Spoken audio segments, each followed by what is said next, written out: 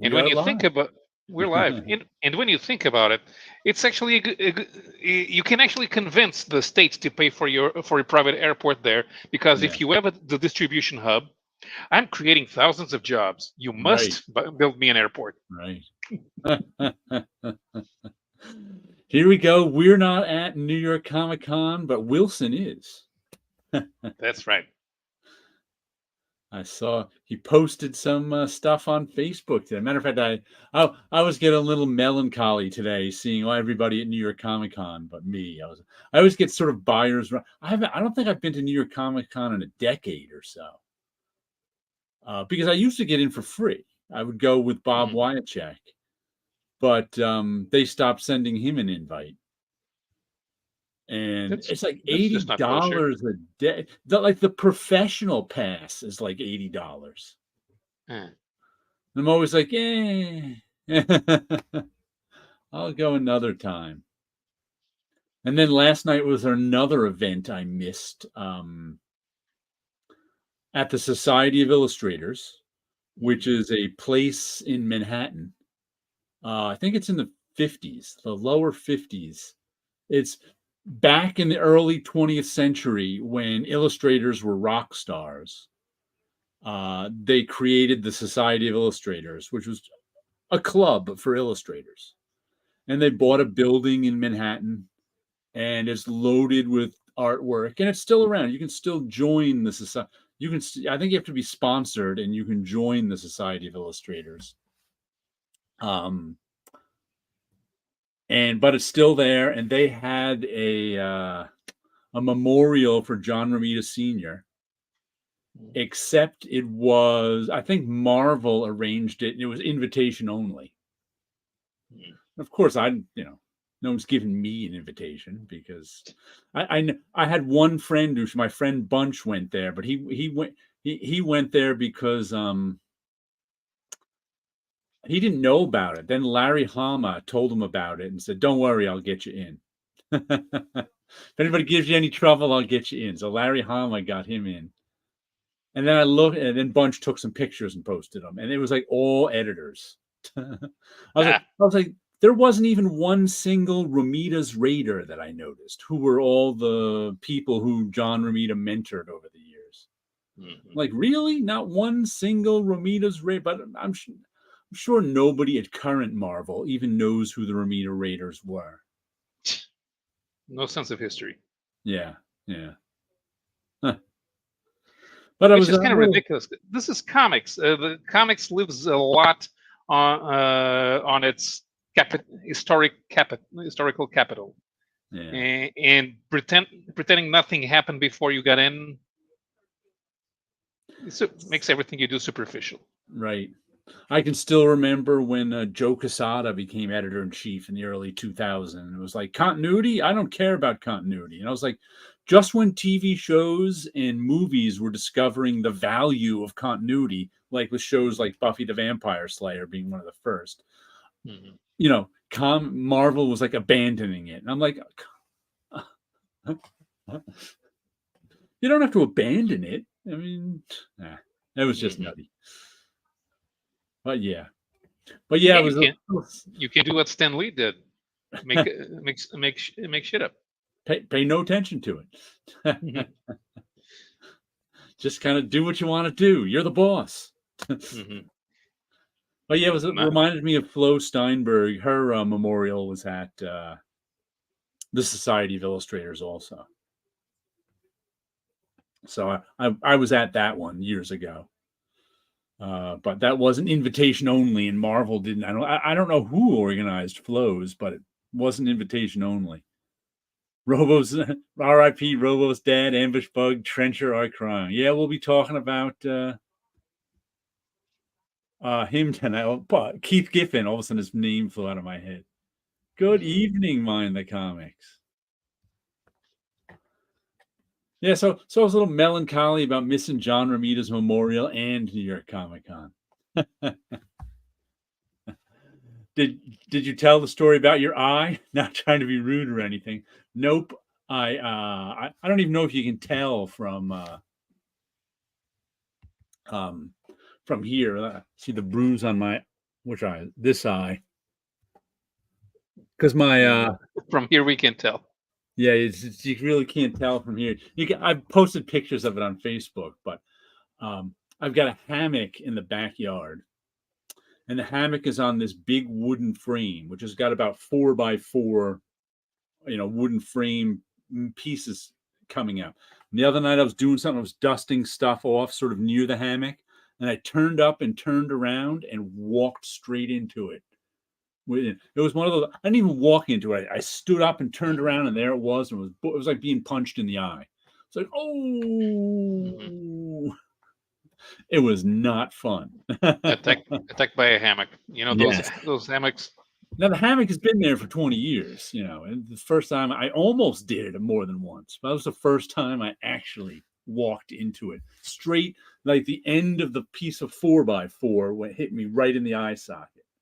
But my eye socket did its job and protected the eye underneath. So, but I've got like I said, I've got such a heavy brow that I didn't even know there's like a little shiner down there, a little, and I didn't even notice because my brow is so heavy that I didn't even notice that like on my eyelid is all bruised.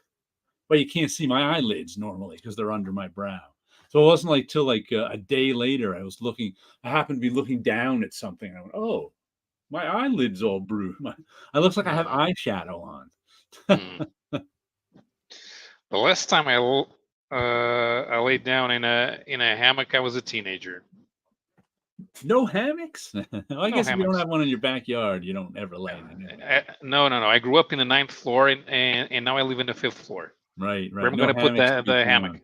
Yeah, and since I hate the countryside and anything that has living plants in it Ha, ha, ha. on it, I'm Passerby, not that going to set hammock up one. just slugged that man. It sure did.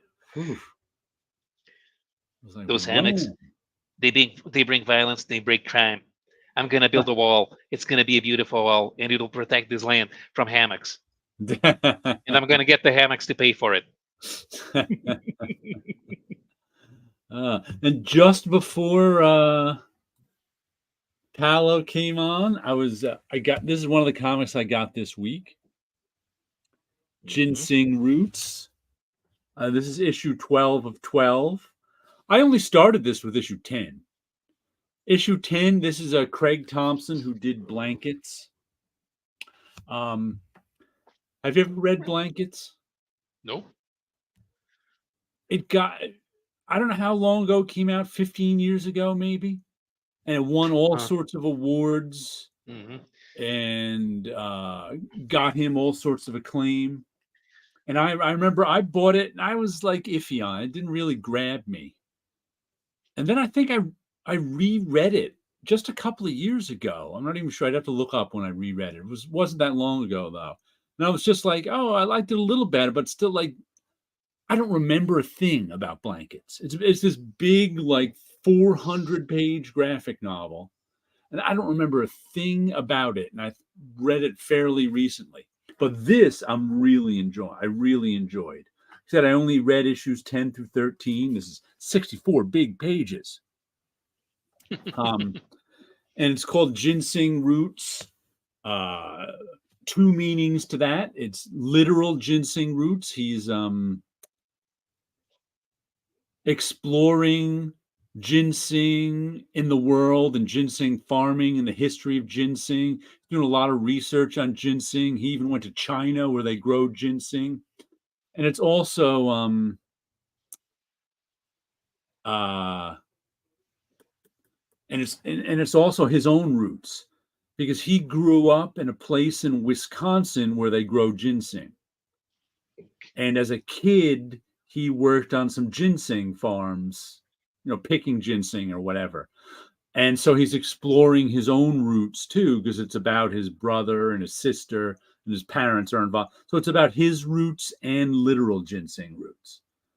Uh, and the art in it is terrific. First of all, let me show you some of this art. It's black, white, and red.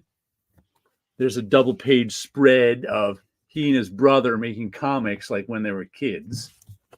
Like it just terrific drawing. Mm. And this one just kind of wraps up the story.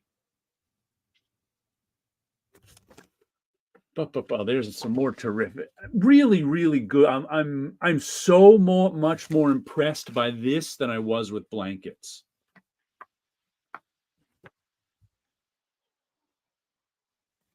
But what's weird is, like I said, I only got issues 10 through 12, but it's published by Uncivilized Books.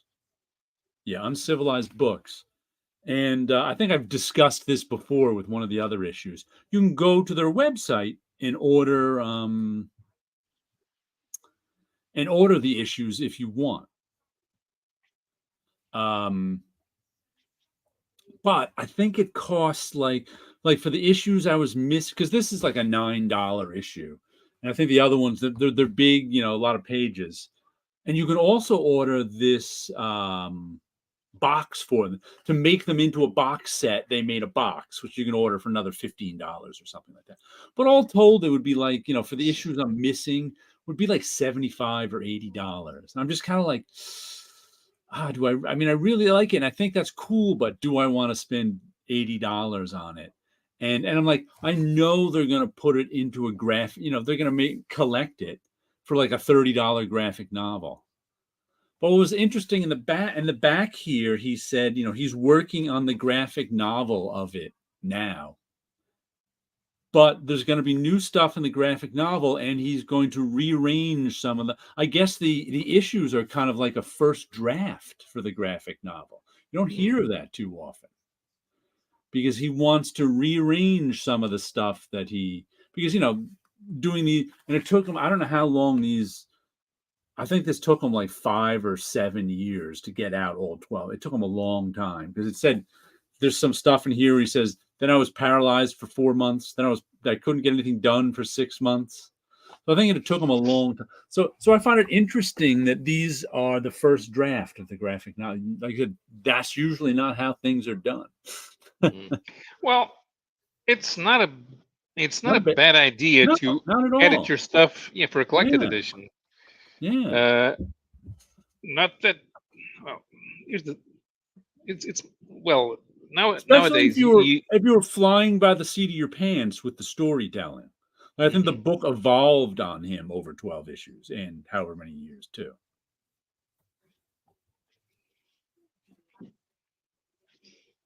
Because you can take out stuff that becomes redundant from the regular comic, especially if you're retelling stuff from a previous issue. That may not be the a problem here, because when you do this type of comic, you don't refer back to previous issues. Yeah, this isn't. Right here, I'll read you I haven't read this yet. This is just where I was. It says, the rest of the year I'll be working on turning this series into a graphic novel, rearranging the chapters and adding at least 40 new story pages. That's not a gimmick to pressure readers to buy both versions. This series was intended to be a first draft. Look at that. For that reason, serialization may not be the best way to work, because you don't really know what your book is going to be about until you've written the first draft to its ending. It's the second draft that you can start pulling out some of the themes of the book. My apologies, too, that the publication schedule deteriorated as the series went along, much like the 1990s alternative comics that launched with well-intentioned quarterly set schedules that disintegrated into once-a-year occasions. When will the graphic novel be out? Readers have been asking me that since the first event of the first issue at Toronto Comic Con. 2019, I guess it started. Fan that had stood in line for a few hours to get blankets signed refused to pick up Ginseng Roots issue 1, saying he'd wait for the graphic novel. Well, the book version won't be released until spring 2025.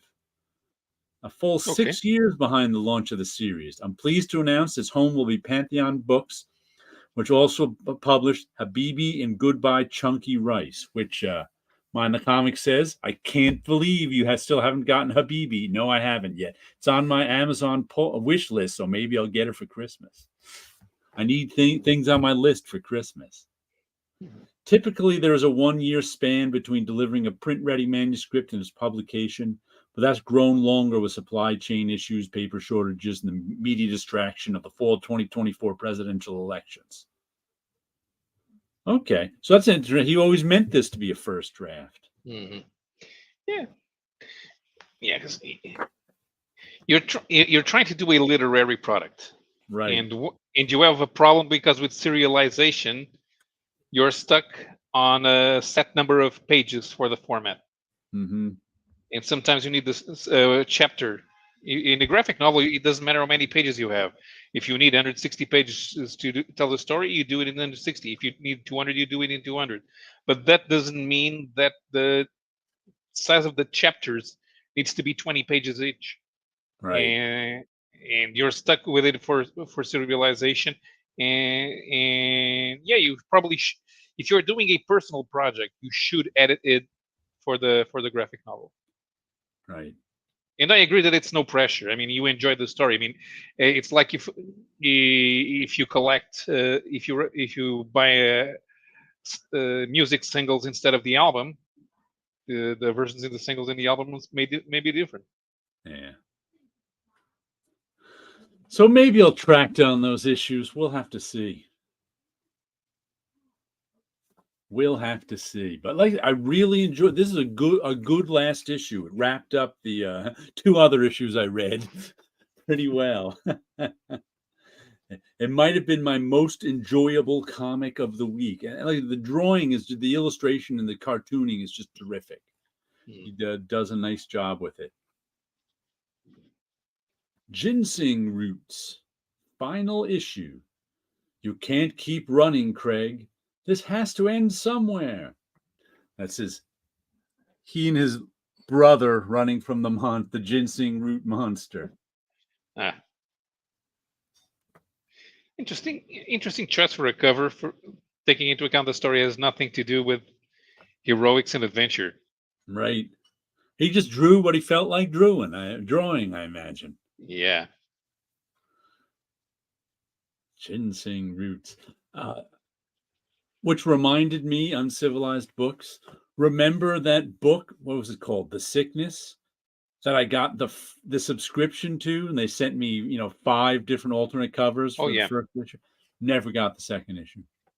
Oh, does it exist? Yeah, I saw it at my comic shop a month ago.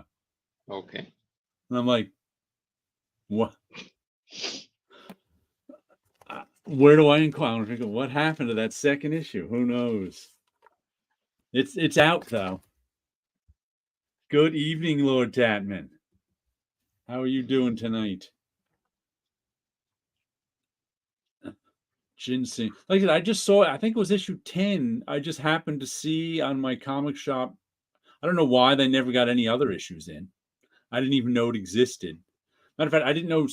I don't think I knew Uncivilized Books existed until I got that issue. Mm-hmm.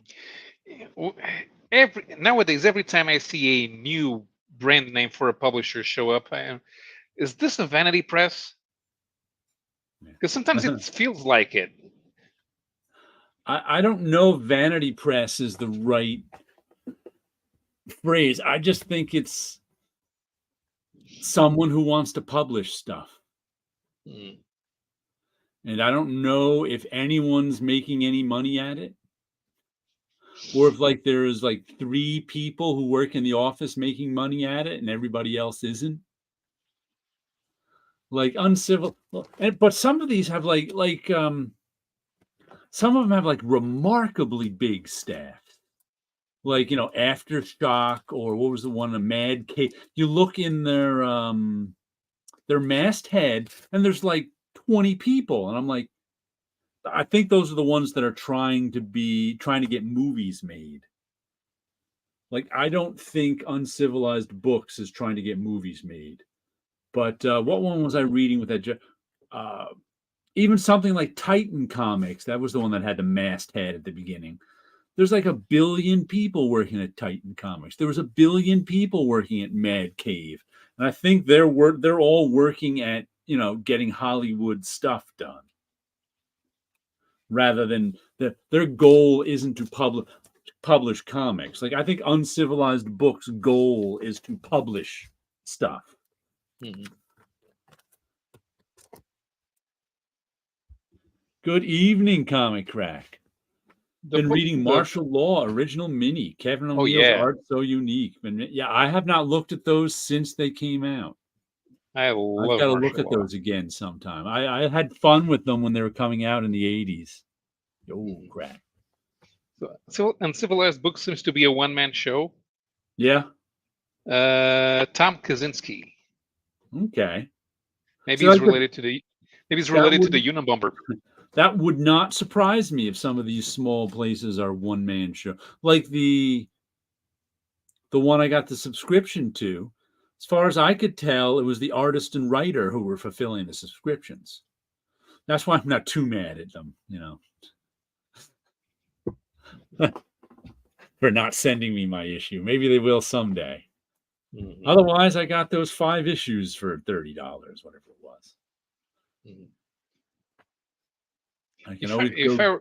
If my last name was Kaczynski, I tell people I'm the Unabomber's third cousin, twice removed.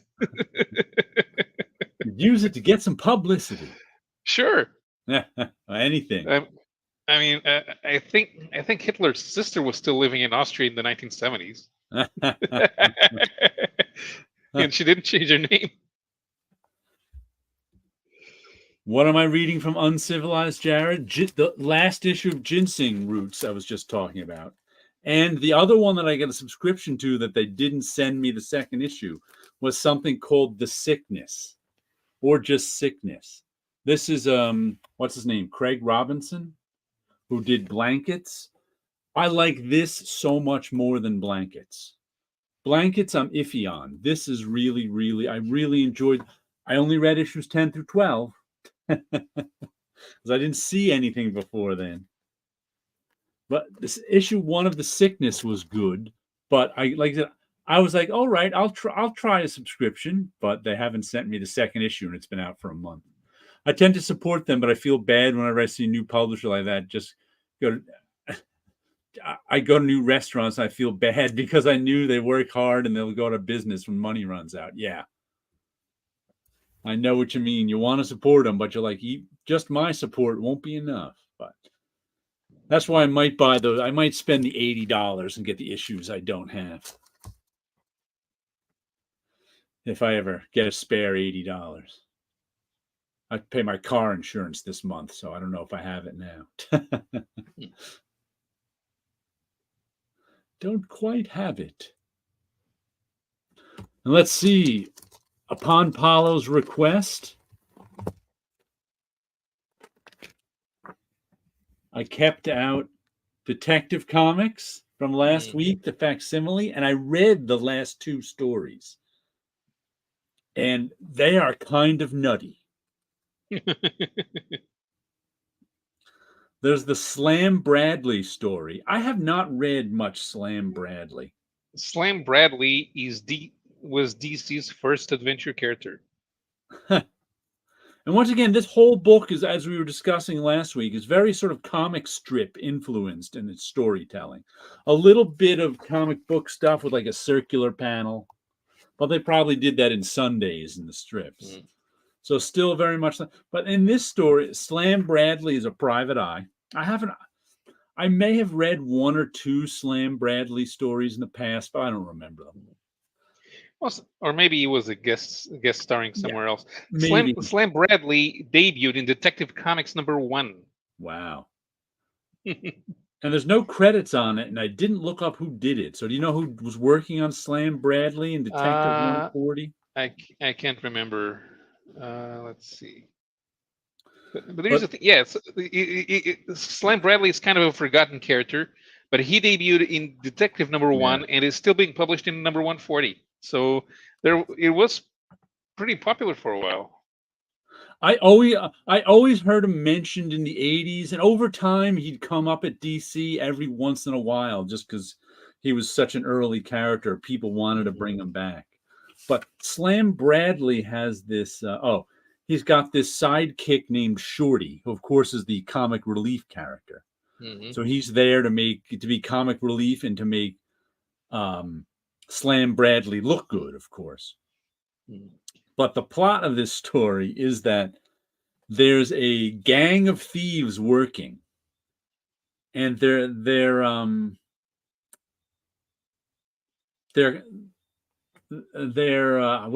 method of robbing is, or burglaring it is, that they train dogs, and they train dogs to be able to alert them where the rich people's jewels are. So then they run this high end, like, dog clinic or dog place, and a rich person comes in looking for a dog.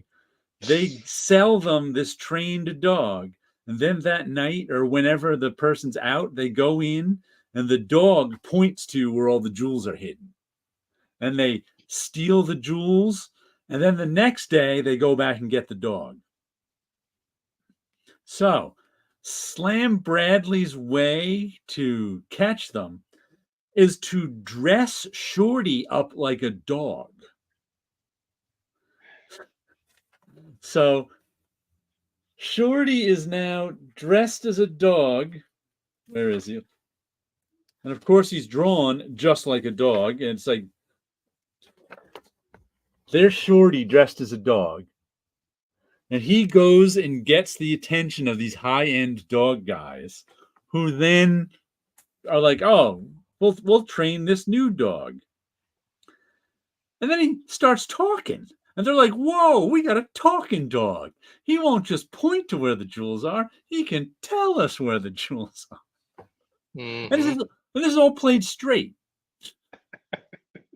That's what's so nutty about it. Oh, yeah.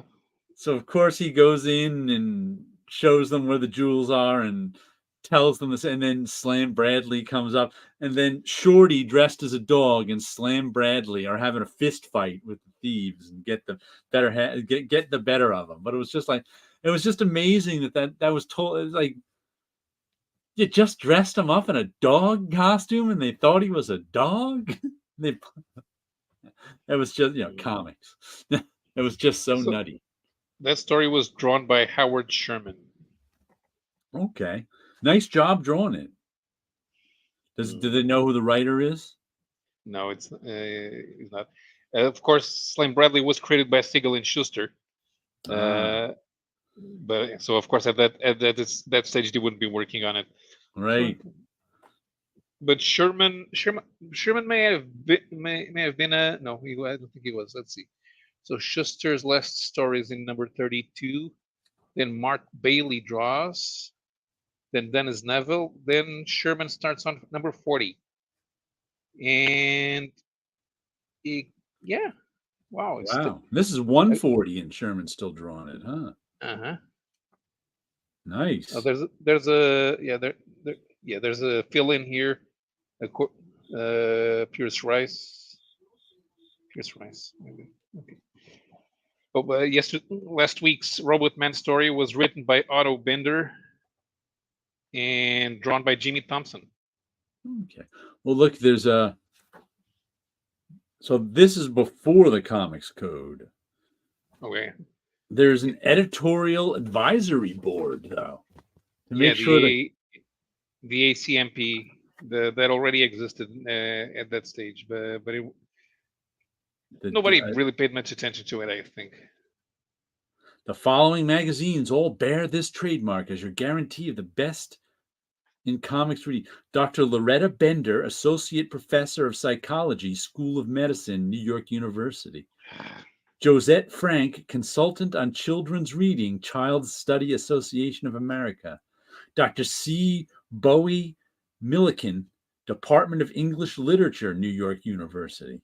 Dr. W. W. D. Soanes, Professor of Education and Director of Curriculum Study, University of Pittsburgh. And finally, Dr. S. Harcourt Peppard, or Papard, Acting Director, Bureau of Child Guidance, Board of Education, City of New York.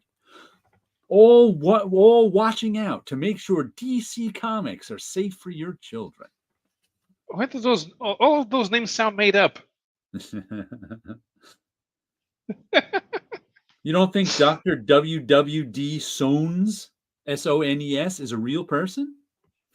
Do you? Why does he have Maybe. so many initials? Yeah. WWD Sones. SOANES? Sones. SONES. Okay, so let's see. Dr. W.W.D. Sones, University of Pittsburgh. Was he a real person? Okay, so there's You a really need to suspend disbelief. Yeah. okay, so yeah, he did have an article on comics published in the Journal of Educational Sociology in December 1944. Ah.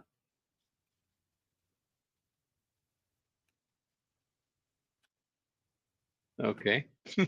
And then the next story, the final one, is the Boy Commandos. Yay, without You said this Kirby. is post Kirby Boy Commandos. Kurt Swan. Kurt Swan. He's got a little. He's drawn a bit like Kirby in this one. Hmm. I got to say, I did not know this was Kurt Swan, but I was like, who's ever drawn this is drawn a little bit like Kirby. Because the Argentinian guy, Luis Casnu, he took over from Kirby after he went to the army. But that was during World War II, so Like, there's a classic Kirby panel right there yeah. with people running along and a guy in the Kirby always did that. Mhm. And even Okay. this splash, just sort of the architecture in this splash, those rectangles, those squares and Yeah. cubes look like Kirby. The folds in the clothing don't look like Kirby No, folds. definitely not. Especially like in these two guys down here. No, No Kirby in that one. yeah, those are very standard poses. Yeah. Yeah. I like that there's definitely some Kirby in it. Well, if a strip has a certain visual, Right. you try to keep the visual. I imagine so.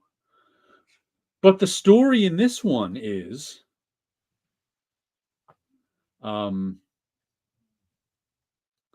Jumbo Miller, who runs my business is any nifty racket. Lately, I've found a corker. You ought to see me now. I'm a big shot south of the border, in a place where even the commandos can't nose in and spoil a good thing. So this gangster who runs a racket decides he's going to go south of the border to who knows, random unknown country, and together with the local bandits and some of his men, they're just going to take over the country. He's going to run the country just by muscling in on it. So that's what happened. The name of the country is Bodolia, Bodolia, wherever that might Yeah. be. Yeah. It's next to Cucamonga. And so, okay, starting now, I'm a big shot general. You guys will be my lieutenant. Okay, Lieutenant Muggsy, how do we stand on taking over this 2-bit government? Out there, boss, I mean general, planes, tanks, and we got our own infantry. You say the word and we start. I'm saying it now. Let's knock out the Bodolian Air Force and take over. So this gangster just all of a sudden has an army with tanks and planes and takes Ta- over the whole tanks and planes and country. boats. Tanks and planes and boats. Oh my! And what's one of the first things he does? He has elephant fights. Of course.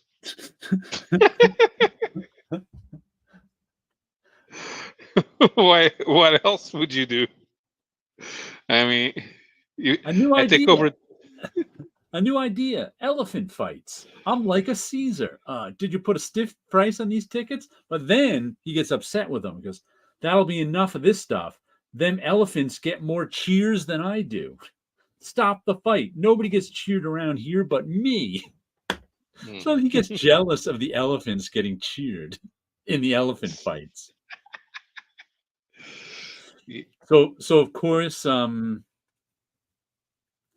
what's That his sounds. name? The boy commandos Yeah. come down and take over. First, they all get captured, except for what's this guy's name? Who's the head commando? I can't even remember. I don't know. The only one people remember is Brooklyn because he became Dan Turpin in Superman. Rip Carter. There we go. Okay. So then the plan is like this guy's running the country now. So he's going to go, I'm going to get Rip Carter. He already captured the boy commandos. So he put him in a fort. He's going to have he's going to trap Rip Carter. So he has them all like there's a fort with an inside courtyard, and he's got all the boy commandos chained up in there. So then Rip Carter's going to come in to save him, and all the guys up on the parapet, up on the edge of the fort, are going to shoot him dead. But Rip Carter foils their plan by having his guys go up on the parapet behind the. Yeah, I mean, and take them all out. It's like, I mean, if it were me, if I'm Jumbo Muggsy or whatever his name is, Muggsy is his lieutenant. Okay, so Jumbo Miller, General Jumbo Miller. Then he says, dictator. That's what I am. A president's not big enough. I'm the supreme dictator of Badolia. Gee, what a moniker. The guys in the West End will get a kick out of this. Well, to impress the guys on the East End. The West End. Yeah, the West End. Okay. Supreme Dictator, Jumbo the First. I mean, if I were him, I would have put Rip Carter fighting the elephants instead of trying. Yeah. If I were him, I would have stationed some guys looking out and some guys looking in. Not all of them looking in. The folding in the clothes. I'm touched.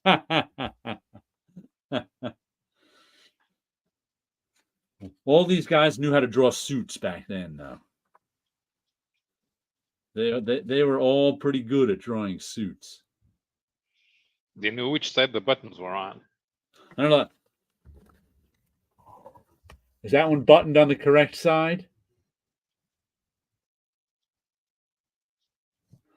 I think so. No, mine go the other way. Mine go left over right. How is that one going? That one's going right over left. Hey, I think you got the buttons wrong. Unless I'm wearing a woman's shirt. There's always that. There's always a chance of that.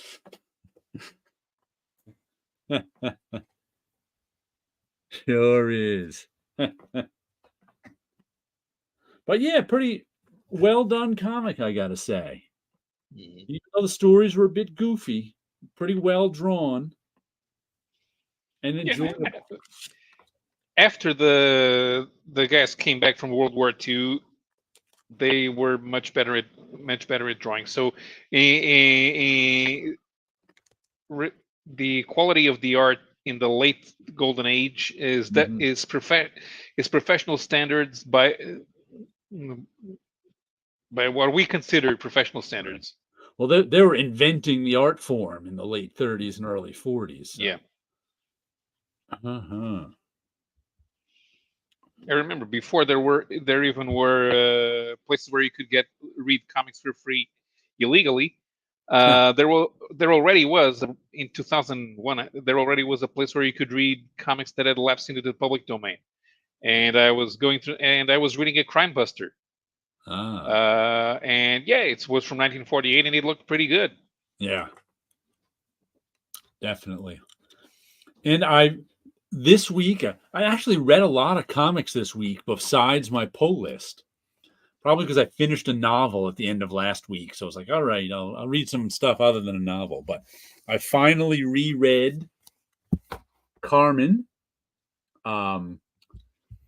Guillaume March. Guillaume March, yeah.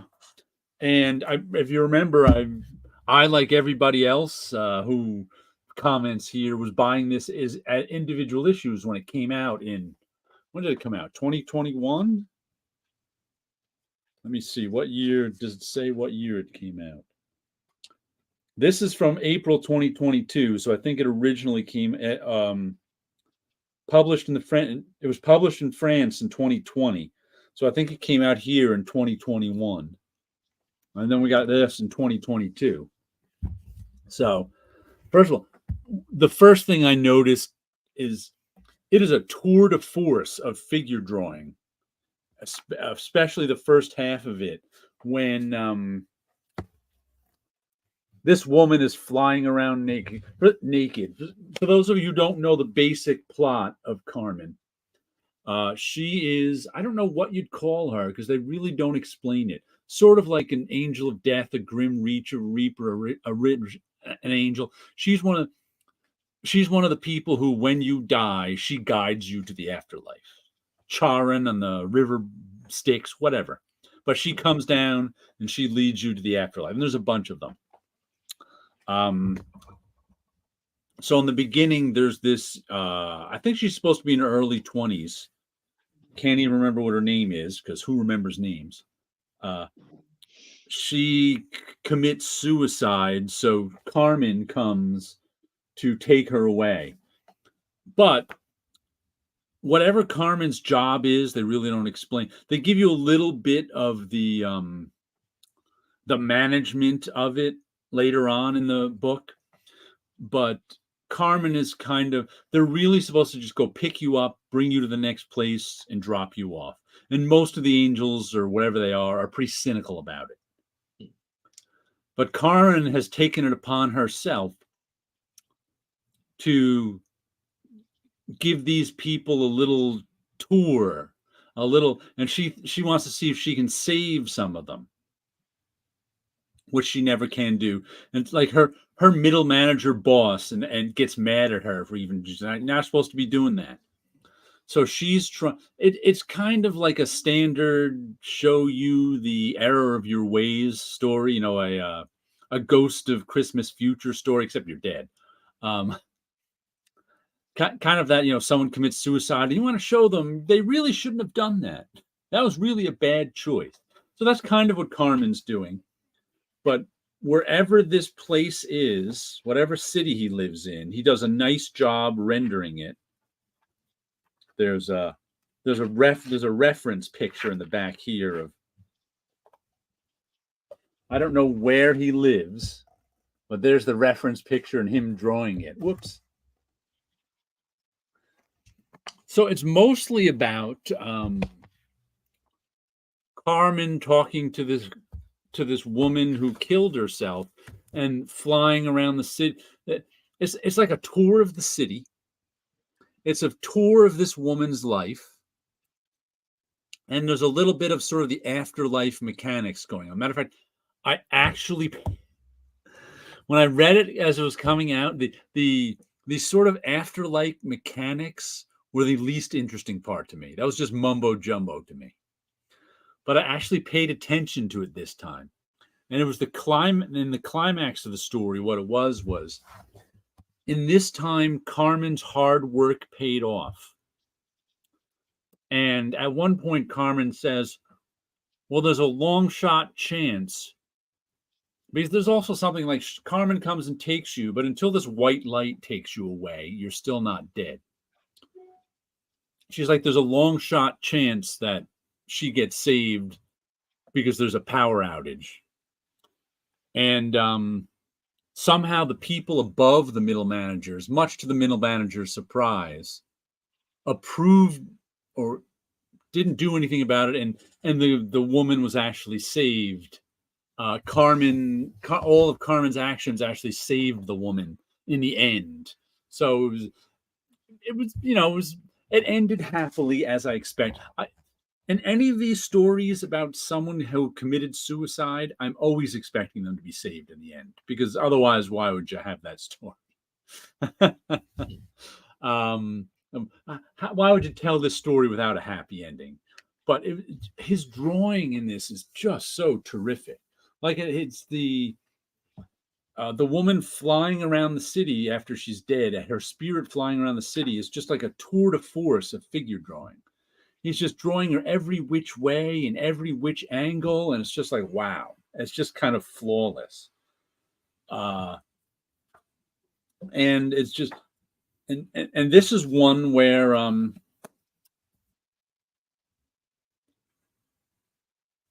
I guess since it was originally written as a graphic novel, there are no chapters. Like you were talking before about the necessity to have things in 20-page chapters. Some things that are not written that way, just kind of like which is kind of annoying when you're reading the monthly comic. The monthly comic just stops. Right. And that's kind of what Carmen did when I was, but I don't always mind it, but you can tell when somebody doesn't care that it's a monthly comic because it just stops mid scene sometimes. So this was pretty, you couldn't tell where the issues started and stopped in this. And there weren't really chapters so much. I guess it wasn't really long enough, but just very, very well done. I enjoyed it a lot. Reading it for the second time in this, it's a little bit bigger than a comic too, in this format, so you get a little bit more of the art. And this is also one I noticed. Usually, one of the reasons I don't like European graphic albums printed in an American format is they shrink the pages down. Mm-hmm. But I remember noticing when this was coming out in the issues, I think that March was drawing it for both formats because there's definitely nothing shrunken down about it, and all the bleeds reach the bleed. But it looks like the copy safe area is a little narrower. It's got a European copy safe area. So I think he was just drawing an extra inch on the top and bottom just so it would fit both formats. Mm-hmm. That top inch wouldn't show up in the European album, but it shows up in the North American one with the width being exactly the same.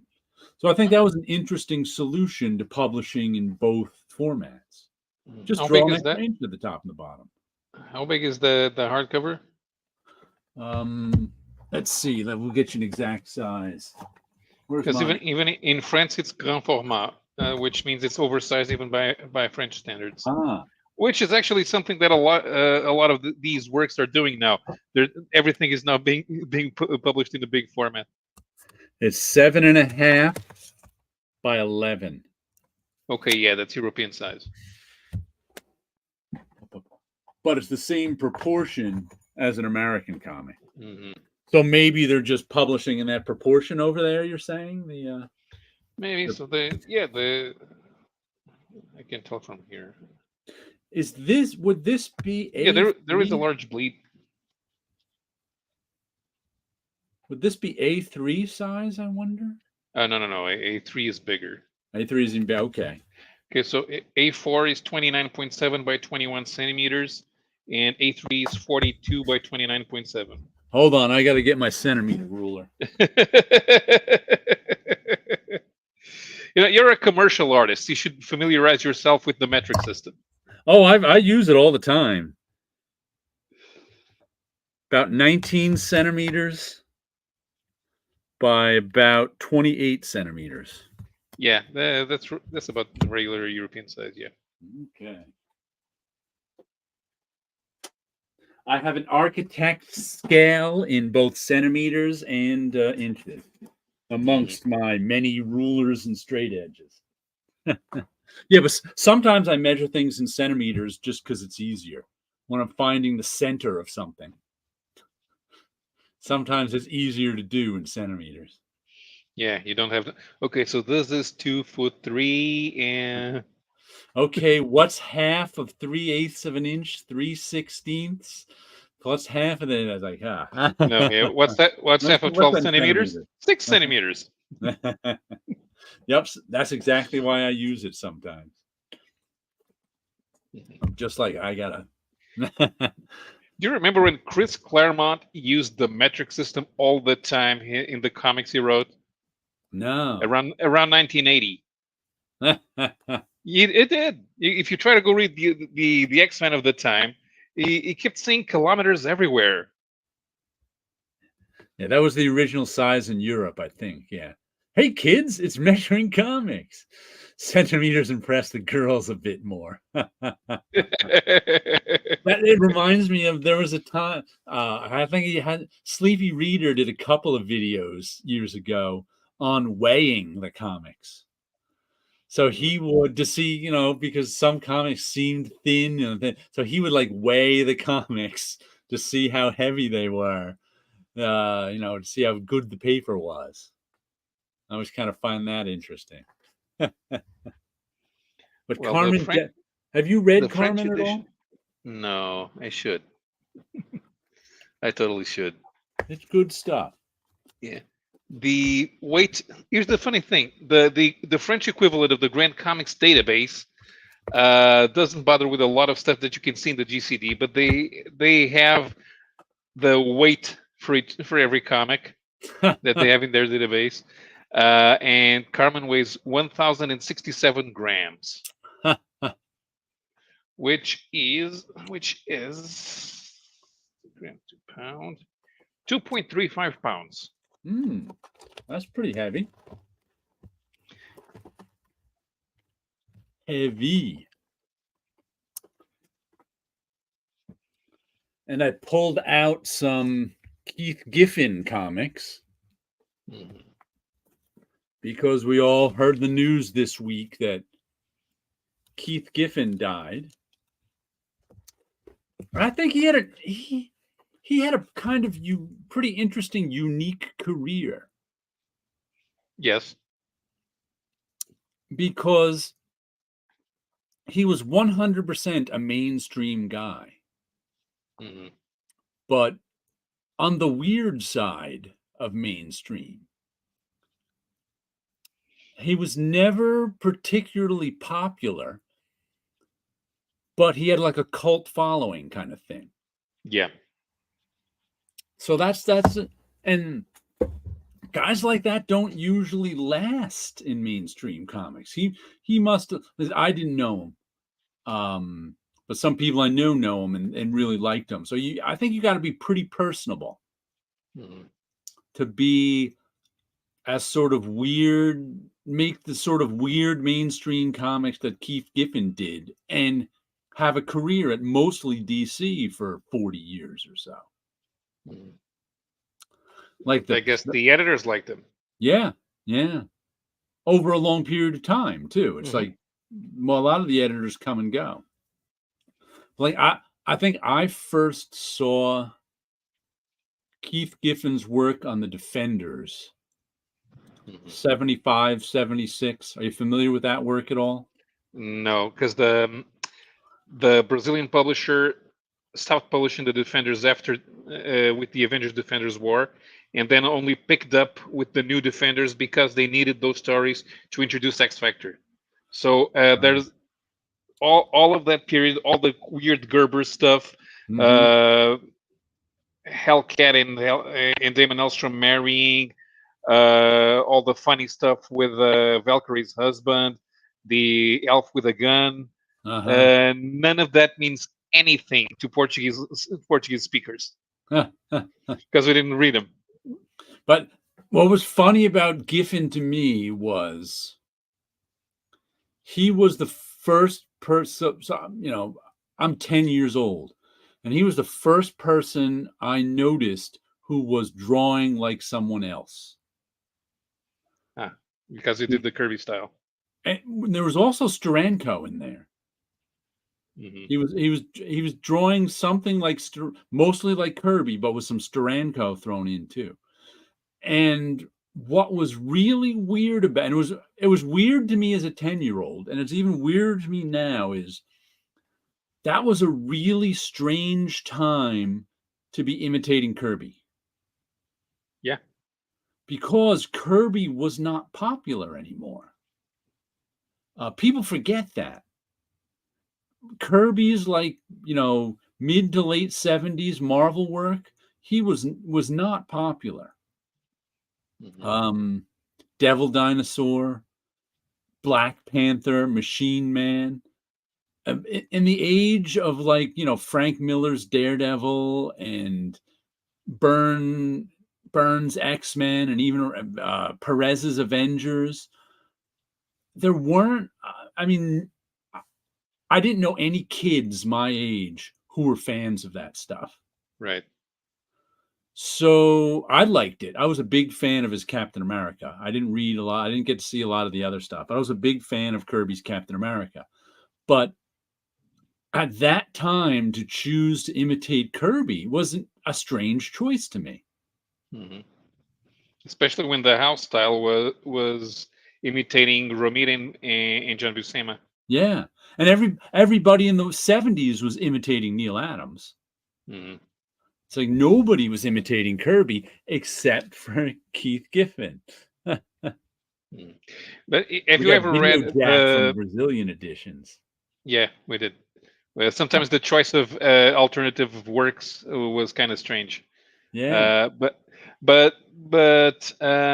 Yeah. So because when I was a kid, I was more of a Marvel guy than DC guy. So in the end, I became more familiarized with Keith Giffen's work as a writer than as an artist. Right.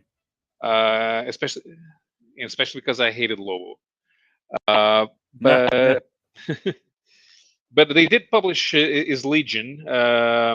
They had quarterly titles for the big important storylines, and the DC one, they launched it with the Great Darkness saga. Right. Which I didn't read at the time. Yeah, he mentions Trencher here.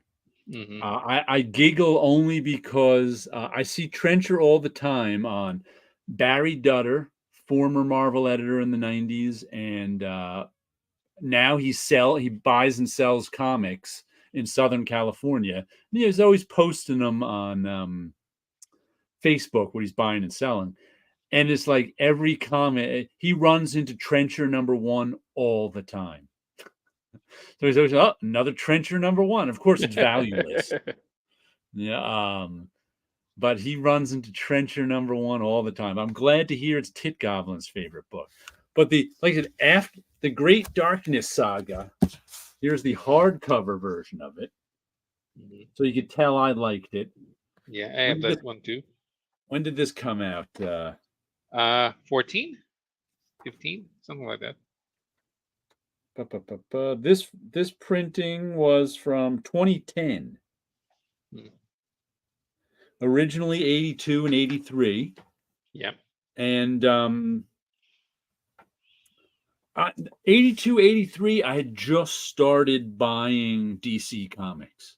I was in high school then, and it was with Wolfman and Perez's Teen Titans that I finally started DC Comics finally had made some comics that there was a reason to buy too, because late 70s DC Comics are not the height of excitement. So they started coming out with some good comics, and this was one of them. It's called, like I said, Paul Levitz wrote it, and Keith Giffen penciled it. Larry Malstott inked it. Who colored it? Colorist was Carl Gafford and Gene D'Angelo. Lots of letterers: John Costanza, Bruce D. Patterson, Ben Oda, Adam Kubert, Annette Kowecki, Todd Klein, and Janice Chang. Saw some pictures of Janice Chang at New York Comic Con. But yeah, so the typical hacks, the guys who did everything. Yeah. Did you read the Great Darkness saga? Yeah. I love the Great Dark. I bought the hardcover so I could finally read it, and yeah, that was a very enjoyable read. It was because that was the first time that Darkseid became somebody in outside Kirby stories. Right, and this was my introduction to Darkseid too. I kind of knew of him. I never, like, by 82, 83, I don't know how much of the Fourth World I read, if any. I didn't read the entire of Jack Kirby Fourth World until the omnibuses came out 10 years ago. Yeah. So because I Uh, didn't read that issue with the Great Darkness Saga, my introduction to Dark Side was Legends. So, but yeah, Legends. I don't think Legends would have been a thing without the Great Darkness Saga bringing right. back Dark. Because if you'll remember his appearances on the Secret Society of Supervillains, plus Uh-huh. when Jerry Conway brought the New Gods back, uh, it's not Dark Side. Yeah. They made him something in it because one of the things that was good about the Great Darkness Saga was it built up. They did a Mm, good job building it up. And I was actually reading this month to month as it was coming out. So it was a lot of fun reading it month to month because they built it up. And I don't know how many issues it was before Dark Side appeared, and it was like, oh, I didn't even know who Dark Side was, and I was like, mm. because they did a Yeah, that good guy's. job of building it up. Yeah, and when he comes in, it's scary. Yeah, it really they did a good job of making him scary, and I Mm-hmm. think I recognized him as the villain from Jack Kirby's Fourth World, but it really didn't mean anything to me in 83, 84 because I didn't really read. And I don't think he was as scary. And Jack Kirby really didn't make him scary. Mm. Um, It was unsettling. yeah, he was definitely the villain of the piece. He Yeah, wasn't a bit, unscary, a but in bit, this a bit inscrutable. right, and But this yeah, they there. built him up to being really scary. So let's see Mhm. how many. I want to glance at it and see how many issues until Dark Side showed up. Starts with issue 284, Mhm. 286. He's still not there. And there also weren't a lot of sagas at this time. Right. So that's why it built up slowly. Not at DC. DC at about that time probably. No, not even that. The the Trials Oh, of the Flash. No, there's an no. Even the annual. Trial of the Flash didn't. Yeah. See, where does Keith Giffen take over? So I think there was a bunch of different artists in the beginning. Yeah. The first couple of issues might even be Mike Grell, right? Yeah. Because 290. Giffen was not trying to draw like Grell, but it's a seamless transition. Right. 290 is Giffen here. Let's see if there's any. Because yeah, he's drawing. He drew differently than him eventually. Let's see. Where does Dark Side show up? Yeah, because this issue, Leaders and Looks. I saw us lose. A Sign of Darkness Dawning is 291. And this is Dark Side in the future, too. Oh, there we go. 294. Yes, he comes in at the very last page of 293. Hmm. That's right, with that fun giant logo cover. Okay, so it's Pat Broderick drawing the first issues. Yeah. So this starts at 284 and Mm-hmm. Darkseid doesn't show up till 293. So they really did a good job sort of building up to the Great Darkness Saga. Mm-hmm. The first 9 issues, it was just dropping hints, I think, that it was Yeah. coming. But Mm-hmm. that was a big deal when it came out. It made the Legion popular again. Yeah. I don't think it was ever as good. The following issues with Giffen and Levitz weren't nearly as good as I know. I still have a bunch of them on my shelf over there. So I think I left when Keith Giffen left, but Mm-hmm. the other issues really kind of didn't live up to the Great Darkness Saga. But that was Mm-hmm. that's okay. Yeah. Yeah. I find Trencher in the $1 bins here. Yeah. I wonder how many copies Trencher sold. Because it was an Image Comics #1 when the Image boom was happening. Yeah. It's like nobody remembers Shaman's Tears, but I think it sold well when it came out. Yeah. which was by Mike Grell. So, but then he goes to do Ambush Bug, and I tell him, I've never read Ambush Bug. Ambush Bug was never going to be published in the Brazilian comics in that format. It Yeah, wouldn't fit in. Ambush Bug is too goofy, I think. Mm-hmm. But I loved this. Back when did this come out? 85. So I was my first year of college. I loved this was in the I was buying I was still buy I think in 85 I was still buying maybe a couple of different Marvel. That's right about when I stopped buying Marvel and DC stuff. But I bought Ambush Bug, both miniseries, just because it was funny. It was making fun of comics in sort of a loving way. And for those of you an Ambush Bug actually started out, and these are still in their 1980s bags, which means I haven't read it since the 1980s, to change out the bag. Then there's Son of Ambush Bug. This is what, 86? So there was 2 4-issue miniseries, and this is his Jose Munoz period. Where he was ripping off Jose Munoz. And the Comics Journal made a big article about him ripping off Jose Munoz art. He would swipe whole pages, whole page layouts. The Trial of Ambush Bug. You'll never get. Oh, look at it. The second Son of Ambush Bug was 6 issues, not 4. Mm-hmm. And then we've got an Ambush Bug stocking stuffer special, and that was the end of my Ambush Bug buying. 1986. So this was sort of the height of my Keith Giffen reading, was the early 80s. Because after that, like he was. But for those who don't know, Ambush Bug he was a comedy relief character, and I think he actually started out in DC Comics Presents.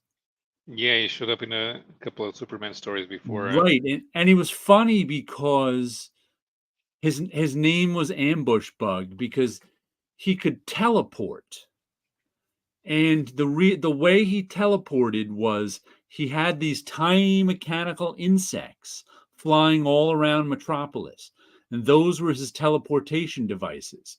So he could teleport to any one of them. And he was to say he was fighting Superman is an exaggeration, because he wasn't. He was stealing things and then teleporting away, much to Superman's annoyance. So he was really sort of annoying comedy character to Superman. And I think he appeared in 2 issues of DC Comics Presents before he got this miniseries. And who's right? Is DeMatteis writing it with him? Or was it, who was it? With Ambush Bug, don't know. And they're kind of lovingly making fun of comic books. Like one of the funniest things I remember about it. Oh, it was time to play Find the Credits. Who knows where they stuck them?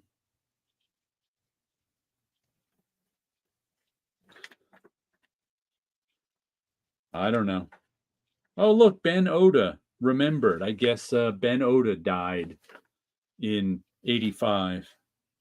Yeah, Ben Oda was a letterer even in the 50s. Wow.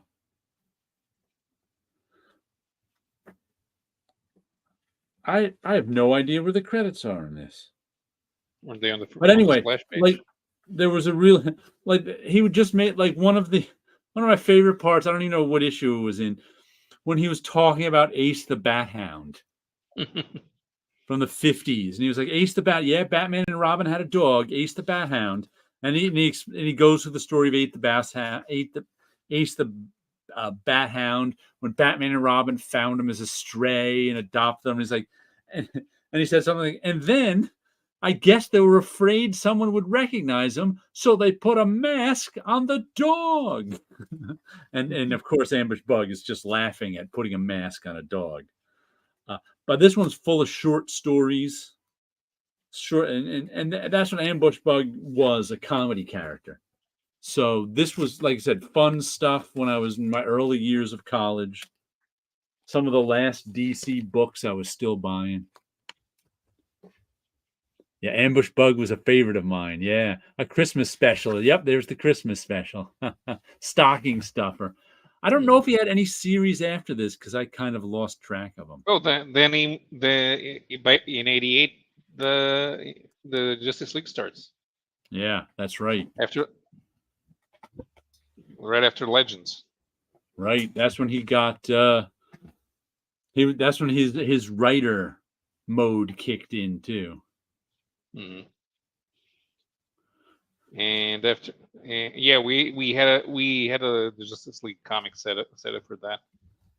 But because I was more of a Marvel guy, I really wasn't keeping up with it. But I didn't think that the whole point of the Justice League International was to be comedy. There was comedy, but there's a lot of drama and danger in there as well. It's an actual story. It came off as, but that was right during the grim and gritty era, so it really came off as comedy. I mean, its influence now is so much that if you saw something like Giffen, DeMatteis, and McGuire's Justice League now, it would fit right in with comics. But back then, it was like shocking that they'd make a Justice League comedy comic. Good evening, Legionnaires. Good evening, Sketchpot. Talking about my favorite guilty pleasure, the Legionnaires. There's nothing to be guilty about. The Great Darkness Saga is good stuff. Good stuff. They did publish the Modern Day Legion. That one was in an anthology called DC 2000, which was shared with first it was Animal Man, and it started with Animal Man and Wonder Woman. Then they did Suicide Squad and Checkmate, which made it more interesting to read. Then the Legion showed up, and that showed up more on the covers. The one with Brainiac Jr. Vril Dox. Like an interesting career, Keith. You know what? I think I'd put him, the person I would compare his career to, though there would be Howard Chaykin. And that both of them were pretty much mainstream superhero guys, but always had cult followings. They were never the popular ones. Always had cult followings because they were good art and they had interesting sort of takes on comics, on mainstream comics. They had their own idiosyncratic style. And I know I've heard Howard Chaykin always says that in when he's interviewed. He's like, I was never popular. It's like, my name doesn't sell comics. I was never that much. His name does sell comics, but to a cult crowd. Right. What? After I started reading in English, that's when I started paying more attention to Giffen, because Giffen reintroduced cosmic stories to the Marvel Universe. Yeah. There was the first time they did a Thanos ongoing.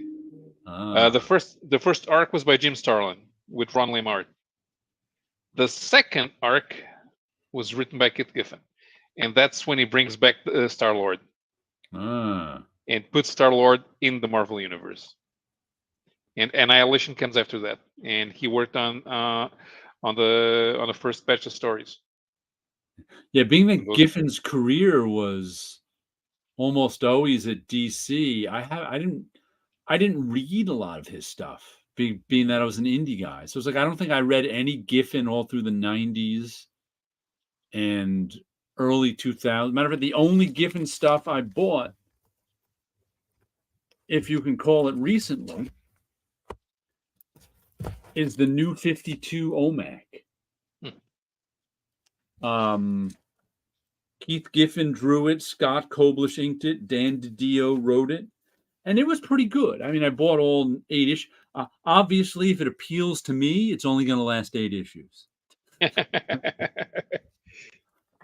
But I liked it. I thought it was pretty good. You know, the Giffen Koblish art is what kept me coming back.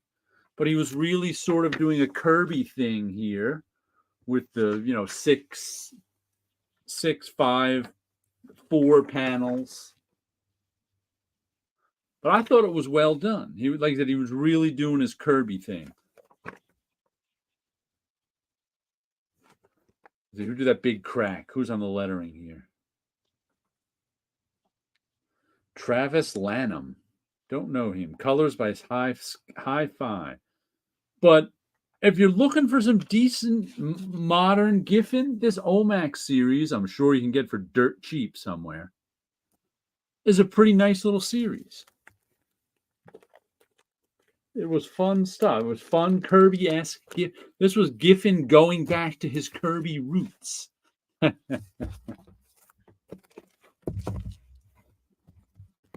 that was one of the. I tried out some of those new 52 books because that's just when I was looking for new comics to buy in 2010 or so. So I tried that one out, and that's one of the few I stuck with. Yeah, I tried I saw an interview of Howard from this year's Baltimore Con. He seems like a very quick-witted man, but I had no idea people were actually that arrogant. Yeah, I got to sit. I only met Howard Chaykin once. It was about 5 years ago now. I went down to a New York con, not the NY Comic Con, but a different one, with Bob Wyachek, and he was sitting next to Howard. So I was chatting with Howard most of the day. He's definitely a lot of fun.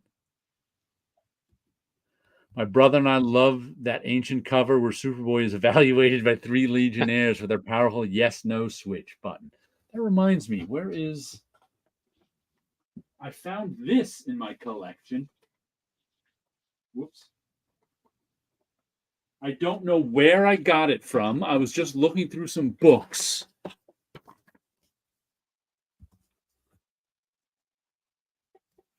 And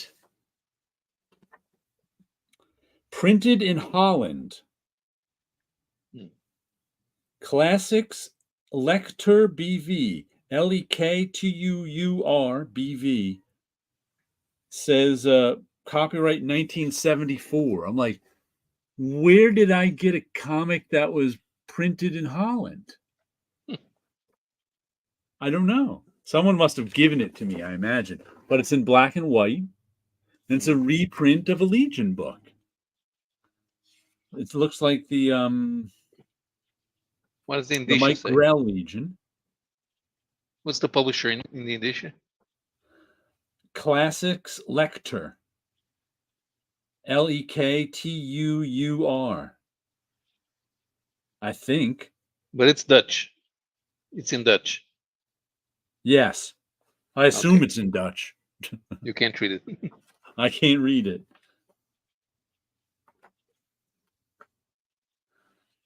Das was het dan, Lana. Mesif kan ik niet redden. Mac I wild dak it Jew kan redden. Yeah, that's probably not how you're supposed to read it. I'm not sure I'm getting that right. But look at that, a Dutch comic from the 70s. Einde. EINDE. I guess that means end. Oh yeah, there's a little logo right there too.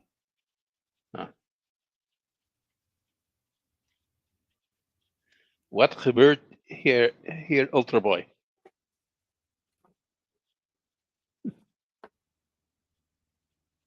Ooh, it's number 1. Super Club Classics. Toppers voor Kenners. But yeah, an interesting thing. And its original 80s bag, I'll have to replace that. So I guess it's been kicking around for a while. That might be a 90s bag. I don't know. That just reminded me of Ancient Legion cover. There's another Ancient Legion cover. Do you have a favorite Keith Giffen comic? No one say that. Were you a fan of his work? Yeah, that's the thing. Because I grew up not paying attention that much attention to his DC output. Uh-huh. I missed out. Yeah. I did like his work on the as part of the Annihilation launch. Okay. Like I said, not being a superhero guy, I missed out on most of his work. Once Hmm. again, comparable to Howard Chaykin, I missed out on most of Howard Chaykin's work from the late 80s until he started doing Black Kiss again in like the 2010 or so. Yeah, but Chicken always fascinated me. Yeah. Giffen was, Uh, even if it was not doing anything that I was reading, because I'd see the ads. He had ah, that idiosyncratic art style. Giffen, it wasn't so much about the art. The art was normal. The Justice League had a following yeah, in Brazil and in Portugal.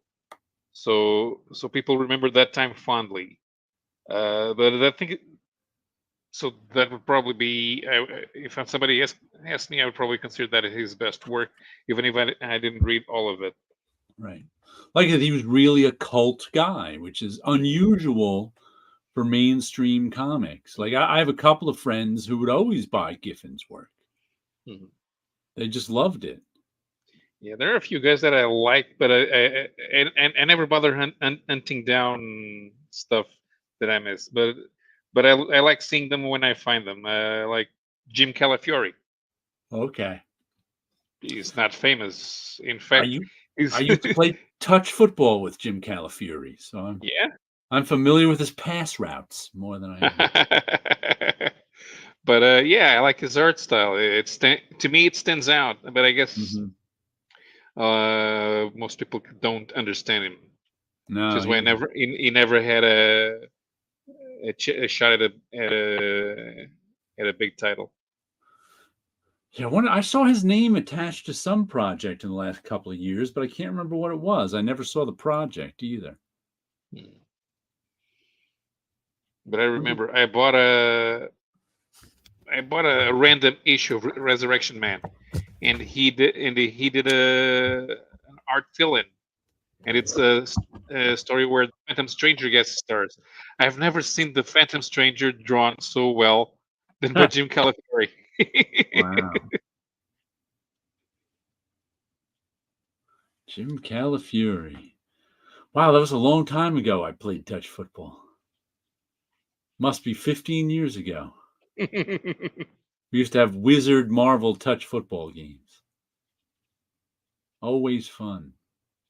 I had a couple number ones that disappointed me this week. One of them being Midlife or How to Hero at 50 by, who is it?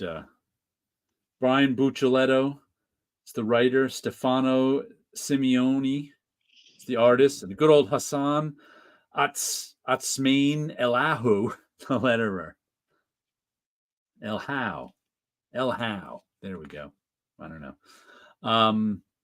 But it was one of, first of all, I didn't like the artwork. It's sort of this cell shaded style with no outlines, and everything just was kind of mushy to me.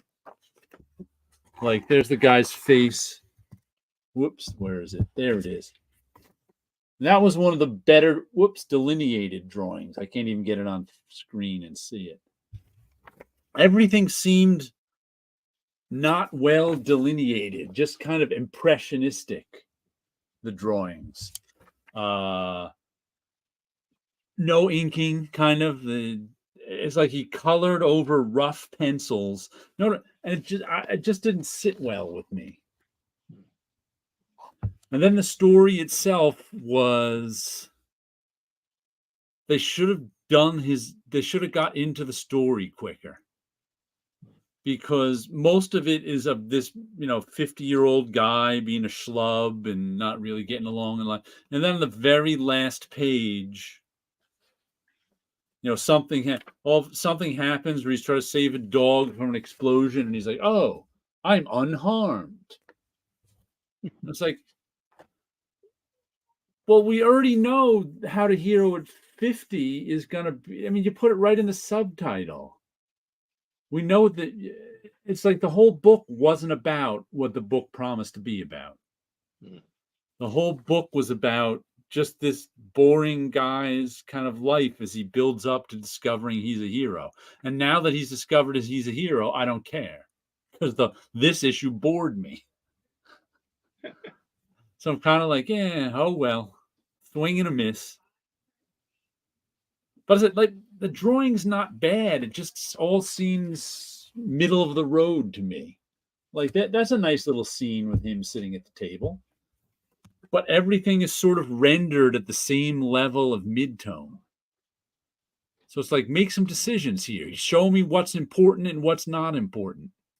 Seemed to me the artist wasn't interested in that. He was just interested in, I don't know what, drawing everything in mid-tone. Listen, that Dutch comic has to be read while enjoying a special brownie.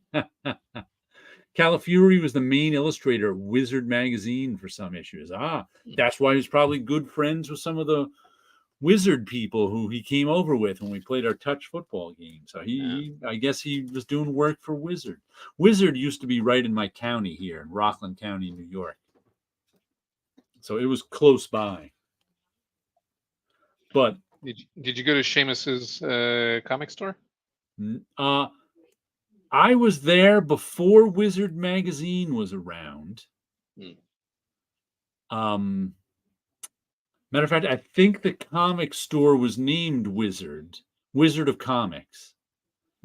And it was in Nanuet. It was in Nanuet, which has at that time had the Nanuet Mall. But it wasn't in the Nanuet Mall. It was like across the street from the Nanuet Mall in this strip mall that had a couple of big department stores in it. But it wasn't in the strip mall with all the other stores. It was around back. It was like it was in such a weird spot. And I went there a couple of times and it was like a hole in the wall comic shop. It really had no appeal to me, being that I already had a local comic shop, two of them, as a matter of fact, who I bought all my comics at. But I went there a couple of times just to check it out. And then when Wizard hit, it got even bigger, of course. And it was in a good it's still open, last I knew, and it's still in Nanuet, but it's in a location where there was a loading. It doesn't sell many comics anymore. It hosts gaming. And they've got a big, I was told they were in this level. Well, I was told this 20 years ago. They were in this location because of the loading dock, because they were selling so many toys and things out of the Wizard comic shop. So I think it's actually still there. You can order from them online, but I don't know how much comics they sell, because last time I was there, which was probably over a decade ago, they were mostly doing gaming. So yes, I have been to Garev's comic shop, though I don't think it's been his in a long time. I remember he had to sell it to his mother to I don't know, to show some unbiasedness. I never quite understood why Wizard magazine couldn't own a comic shop. Well, they would advertise higher. The press guide would advertise higher prices for the comics they would have at the shop. I think that would make the price guide useless. I mean, if they were to do that, I would think people would go, well, this price guide is useless. Doesn't actually tell me the prices. Tells me the price. So like I never quite understood that argument that they should, but that's what happened. So they divested of it. So, or at least he sold it to his mother. I don't know.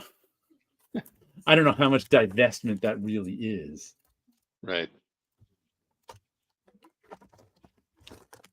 And let's see the other number one. And by the way, both of these number ones, I didn't even read all the way through.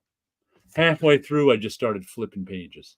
That tells you how uninteresting they were to me. When I can't even make it to the end of the comic I paid good money for, I'm not liking it. The other one I tried was Destiny's Gate, which it turned out is based on a video game idea.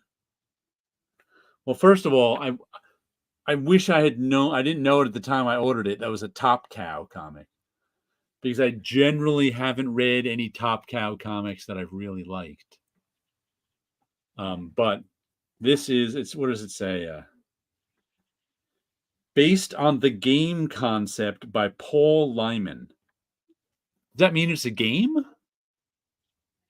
Could be. I mean, they are owned by a video game company. But it says, like, here's the description of it. Life, for the most part, is a product of the decisions you make. For some wrong decision, two or more leads to a crossroad on the other side of the destiny gate. I'm like, is that sentence in English? I'm not sure. A wrong decision or two or more leads to a, that should be leads. Decision leads, yeah, I guess so, to a crossroads on the other side of the death. Do you fight for a chance to survive and to start anew, or do you succumb to your inner demons and end it all for you and, worse, yours? I don't know who wrote this sentence, but it's not exactly the best. In this opening tale, at the height of the Great Depression, we meet Mitchell Slate, down on his luck and heading home to a disappointed and desperate family. Mitchell's train ride veers off the rails and transforms into a macabre and darkly fantastical journey into his own fragile soul. So I was like, oh, maybe it's like Ice Cream Man. They're done in one sort of horror stories. But it wasn't done in one. It's to be continued in some, and the art was sort of unfinished looking to me. Once again, there were areas of the artwork that just didn't look like they were thought about. The scenes of the train are kind of bland. It's not like he referenced an actual train. Yeah, it's like, I don't know if he just made up this train in his mind, or no, it's not terrible art. It's just kind of bland. And the story was bland. You get this double page spread that reads across for no reason. And the story is you get this guy, he's talking to a homeless guy. He goes on a train. Then let's see. We've got 1, 2, 3, 4, 5, 6, 7, 8. On page 8, there's that bottom panel. Oh, nope. We still got 9, 10. We got some tentacles finally. So on page 10, this monster guy shows up. Okay. And then for the next, there's 1, 2, 3, 4, 5, 6, 7, 8, 9. So we get about 10 pages of the guy talking. And then we get 10 pages of him being chased around a train. That's all the monster was doing, chasing him around the train. Nothing was revealed. We didn't go through any journey through his inner soul. He was just running around going, hope this monster doesn't get me. And then the monster was chasing him until at the end, he shows up saying, I don't know what you were after, freak, and I sure as shit don't know what a Destiny's Gate is, but you know what? I'm starting to think I might have gotten on the wrong train. And that's exactly what I was thinking. I'm like, I have no idea what the Destiny Gate is at the end of this. I have no idea. Is it to begin? He was chased around on a train and then he got off the train. Is that the end of the story? I don't know. All I know is I'm not buying issue 2 to find out. Next issue, Tides of Despair, and I think that's that same guy. He's got a red tie. Yeah, there's his red tie. So I think the train isn't done with them, or the gate isn't done with them, or something's not done. I was just like, all right, one issue is enough for me. It's rough to get 2 disappointing first issues in 1 week. But that's trying to look for new good comics. That's what it's about. That's why when people are like, don't like to try new things, that's why they don't like to try new things, because they might not like them. But I'm like, if I don't try new things, I won't find the new things that I do like. So I'll try the new things. A few years ago, Top Cow tried to reboot Cyberforce. Well, that's right. The new series made the original series look like Shakespeare. That was one where, if I remember correctly, the first issue was kickstarted. Yeah. And then they released it to the comic shops. Where'd those balloons come from? Yeah, what the hell? What gesture did I make that made balloons come out? I don't know. Where they released it, I think, for a quarter. Mm-hmm. So I was like, I was like, oh, should I get it for? I don't care. Did you see the new Bill Watterson book called The Mysteries? I saw that it was out. I read the reviews on Amazon, but that was the extent of it. It's like a 40-page book.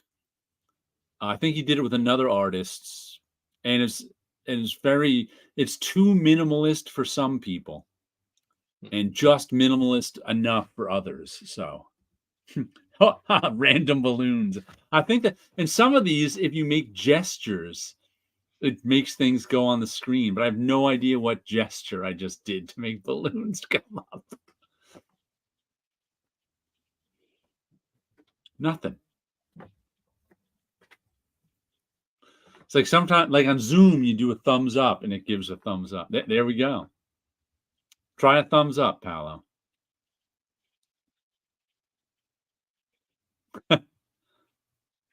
No thumbs up for Paulo. No, but I'm not the owner of the stream, so maybe it only works for maybe they only give you one. Oh. That was a double thumbs up. We get fireworks. All right. Wow. Try walking like an Egyptian. Angel wings. Oh, they don't have any birds? No, no birds. Try walking like an Egyptian. V sign up to down. V up, V down.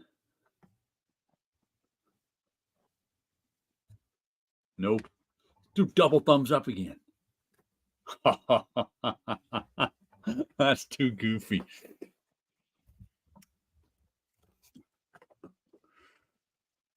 Doesn't like you, Paulo. Doesn't like me. Nope. 0 for you, young man. No fireworks for you. Moose horns? Nothing for moose horns. And another thing I read this week was, I got these a week ago. Route 666. Oh, yeah. This is issues 1 through 19. It went 22 issues, so I need the last 3. Pony Bedard wrote them all. Carl Moline drew most of them. There's a couple of fill-in artists, including one from Jim Chung, I think it was. Some nice, and I think I'd bought the first 2 or 3. I'll have to look on my shelf. Probably still have them there. I bought the first 2 or 3 issues of this way back when it came out in 2002 or 2001. But I never bought the series. Like I said, probably because my pull list was full. It was an okay set. I liked a lot of the cross-gen stuff. And I saw these. I think I paid like $22, $23 for these 19 issues shipped. They got some pretty good covers on them. And the story is a little American Gothic there. It's a horror story. There's 17, 18, 19, James Montgomery Flagg.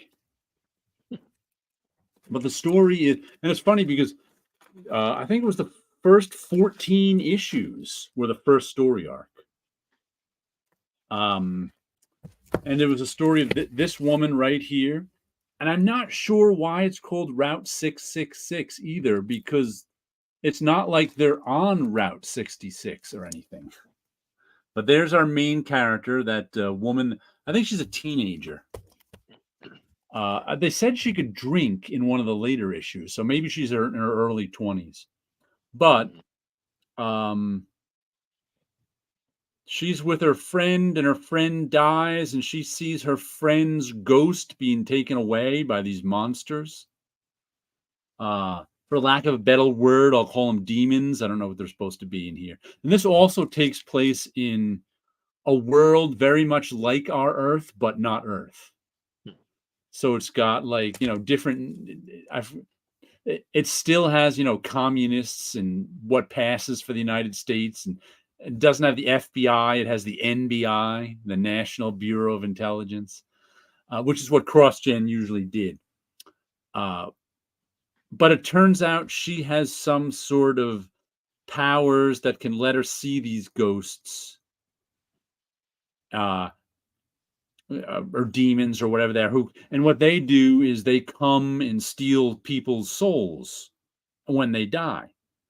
And they look like regular humans to you and I, but to her, they look like, they're sort of the ones who live in our world, who could be werewolves or whatever they look like. To us regular people, they look like regular people, but to her, they look like werewolves and vampires or whatever. Then there's these black demons that come and steal the souls and harvest them. But what happens is the ones who look like vampires or demons or whatever, they get jobs as ambulance drivers. They work in hospitals. Anywhere near where people are dying, they're helping people die so they can steal their souls. And since they're working at a hospital, or they can blend in. So that's what happened to her friend. The ambulance drivers were two of these ghouls. And then she saw the demons come and take them away. And they're like, "What? You can see us? Oh, we'll have none of that." And all through the issues, her powers are really vague. She really doesn't know what they are. We really don't know what they are. She can, and it's kind of comedic too. It's like horror comedy. And through the first 14 issues, she's on the run from these demons. Meanwhile, law enforcement thinks she's a serial killer because all these people keep dying around her. And like the FBI guy, or the NBI guy who's chasing her, is like this weird neat freak. And his boss is this J. Edgar Hoover type, right down to wearing dresses. And he's kind of made some deal with some of the demons too. So there's like, and she runs. So the whole first 14 issues, she's on the run. I guess that's where the Route 666 comes, is because she's on the road, on the run. And she eventually teams up with this local sheriff who's originally thought was responsible for her son's death, but he realized that these demons were really responsible. So there's this whole, like, the first 14 issues are kind of really fast paced, these chase scenes, and all the demons trying to catch her, and the law enforcement trying to catch her, and her trying to stay one step ahead. After that, after those 14 issues, they kind of got shorter, done in one stories about, and her name got cleared, so she's not on the run from the police anymore, but she's on the run from the demons still. So it was a pretty well done, fun, and I mean, it's a solid B. What's his name? Carl Moline's art isn't great, but it's okay. So I enjoyed reading them, especially for $22. Let's see. I was going to get the Watterson book, but I bought the Making It so the book from Professor X instead. It looked good, but my book budget was small. Yeah, sometimes you got to make those choices. Which one are you going to get? That is called Réveillon in Brazil. I guess they don't know what Route 666 is. No, they don't explain it. Never had a chance to finish Route 66. I read it in the digest edition just before the end of CrossGen. Yeah, I'm going to track that. Next order I make to mycomicshop.com, I'll probably add those on for $2.50 an issue or whatever. But they don't have issue 21 right now, so I won't bother yet. But yeah, it was a good read, I must say. Did you ever get a chance to read much CrossGen, Paulo? Yeah, Ruse was a favorite. Oh yeah, I tried to stay away from the things that were sigil centric. Okay. So the first batch, I didn't really pay much attention. I read Ruse, which I liked, and Way of the Rat. Yeah, which was pretty okay. The sigil-centric ones are pretty good. The Meridian's good, Scion is good, and Sojourn is good. The Sojourn wasn't one of the original ones. And then I read El Cazador after the fact because they got the rights to it and reprinted it elsewhere. Yeah, that was good. El Cazador. Really? No, who drew that? Steve McNiven was that? Steve Epting. Steve Epting. Okay. Yeah. He did a real nice job on that. Oh, and speaking of deciding which books to buy, here's one, not a comic. But I bought this one because it went on sale at Amazon. This is the Giger Debbie Harry Metamorphosis. I'm only a minor Blondie fan, but I like H.R. Giger. He's the French artist who designed the Alien in the movie Alien, amongst other things. And I'm very, like I said, I'm not a huge Blondie fan, but I'm a fan of Debbie Harry's visuals, and I'm a fan of what's her name, Stein, her husband's Chris Stein's photography too. I think Debbie Harry really knew that visual. I mean, she grew up sort of at the beginning of the video age. She really knew how important visuals were for her music. So I think she's really done a lot of good visuals. So my friend Bunch, who I mentioned earlier, is a huge Blondie fan. He knows everything about Blondie. He mentioned to me, and sometime in like 1984, they worked.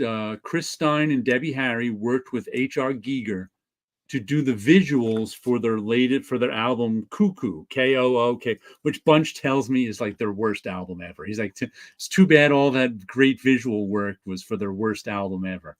And like that, he's a huge Blondie fan.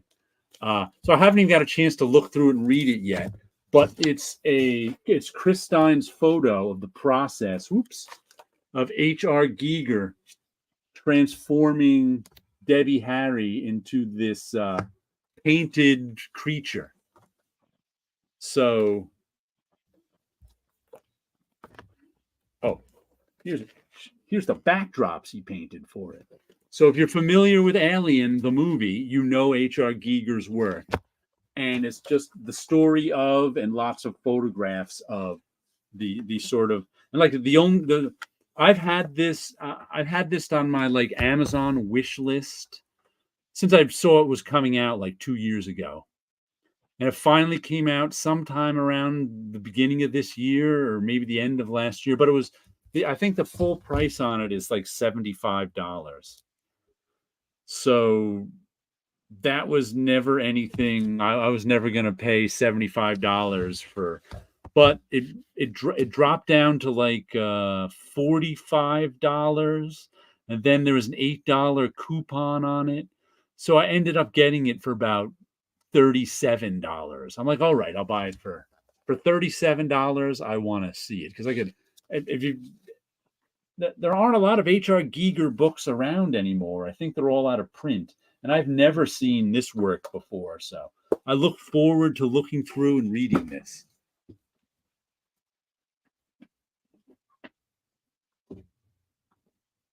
Are you familiar with Giger's stuff? Vaguely. Vaguely, yeah. He was one of those guys who, like, his books got in the 80s got passed around my school all the time. There was always somebody with an H.R. Giger book. Yeah. So Sure, I knew he did the alien, the art for Alien, but beyond that, I never really cared. Yeah, his art all looks like it belongs in that movie. It's kind of crazy. What do we got here? I picked up a full run of Brath from CrossGen, written by Chuck Dixon. I actually that's one of the ones I remember. I bought some of that when it first came out, but didn't stick with it. But then maybe I don't even know how, 5 years ago, occasionally I look on eBay for the CrossGen books that I didn't get, and Brath was one of them. I bought the whole run off of eBay for a pittance, 5, 6, 8 years ago, whenever it was. So, and I enjoyed that one. Adela with one of my local. I Adela at one of my local comic shops to buy my comic collection. Spawn is the first run to go. Sorry, I was talking about the light effects Jared did. That was the. That's called Revlon. The light effects are called Revlon. Okay. That Eager book looks great. Yeah. My last comment got auto-corrected to gibberish. For me, it was Route 66 and The Path. Yeah, The Path's another one. I was never a Bart Sears fan. So I picked up an issue or two of it, but now I want to go back and get it. Oh, on the train back from the con. I'll hop on if I get back in time. Service of the con was terrible. He was going to try to do a live update for us if he got the chance. So he did not. Maybe he'll make it for the last couple of minutes. At the con. Paulo, not at New York Comic Con. Yeah, there was always an H.R. Giger book kicking around. At Marvel, too, in the bullpen. Bunch always had an H.R. Giger book. That's for sure.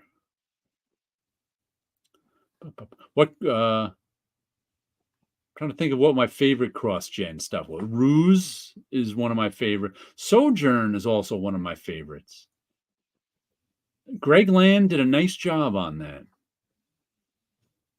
It's not something that you hear a lot. Greg Land did a nice job. Yeah. Negation is my favorite of all of them. That one's just so well. I did a series of videos a couple years ago reading Negation.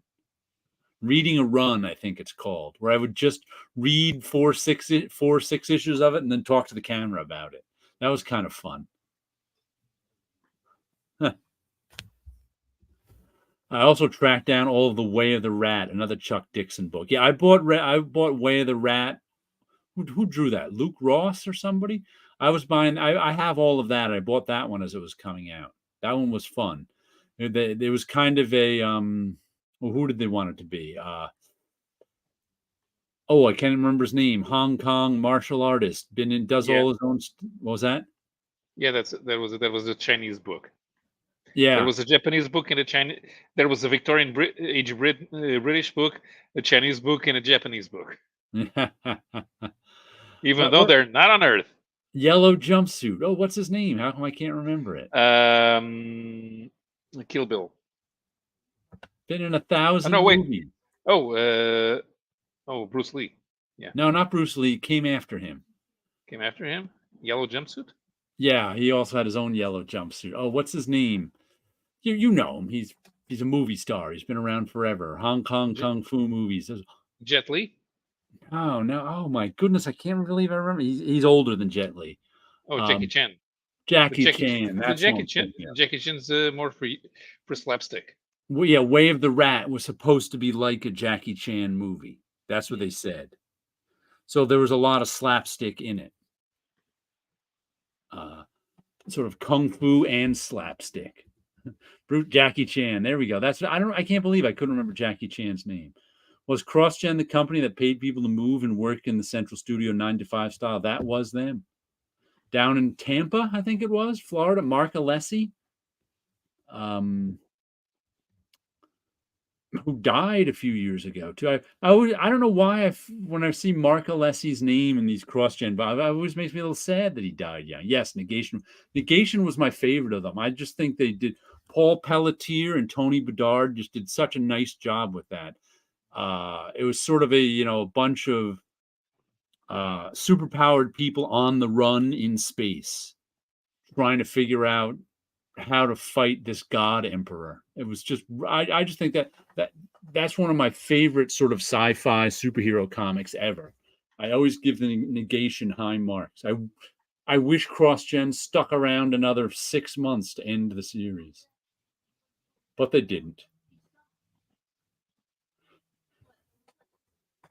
Because the for those of you who don't know CrossGen, like he said, they originally started in the early 2000s, and they wanted Mark Alessi, the owner, wanted to give comic book guys the security of a 9 to 5 job. Yes, Jackie Chan was in fact that's who Way of the Rat was supposed to be like. And so if you worked there, you got down there and you worked 9 to 5, and you got a paycheck, and you got health insurance, and you got this and that, and he came up with this whole concept for the universe that was he was looking for underserved genres. So he had like a sword and sorcery book. A Meridian was a book for it was sort of a fantasy book aimed at women and girls. He had Scion, which was the sword and sorcery book. He had Sigil, which was the military adventure type book. And they're all sort of united by these they weren't quite superheroes, but they were superpowered people who got this, the CrossGen logo, this sigil on them, and that gave them powers. And that became one of the essential mysteries of the CrossGen universe, is how this was all linked together. Much to some of the writers' dismay, because not all the writers were on board with that idea. And some of the later books, like Ruse, which we liked so much, the sigils showed up in the earlier issues and then was just ignored for the rest of the run. And then they didn't quite tie the sigil in to some of the even later books, I think, like El Cazador and stuff like that. So it's like all the writers wanted to get away from the boss's big idea, which always causes problems. That's just a problem. But anyway, the Negation, which ran about 20-something issues, was supposed to finally answer the question of what the sigils meant and why they existed. And then it was supposed to end with Negation War, a 6-issue series where you finally get closure to the whole original concept of CrossGen, which they'd kind of abandoned quite a bit since the beginning. But they only got 2 issues out of 6 of Negation War out, and then CrossGen was out of business. So it was like, we didn't even get our closure.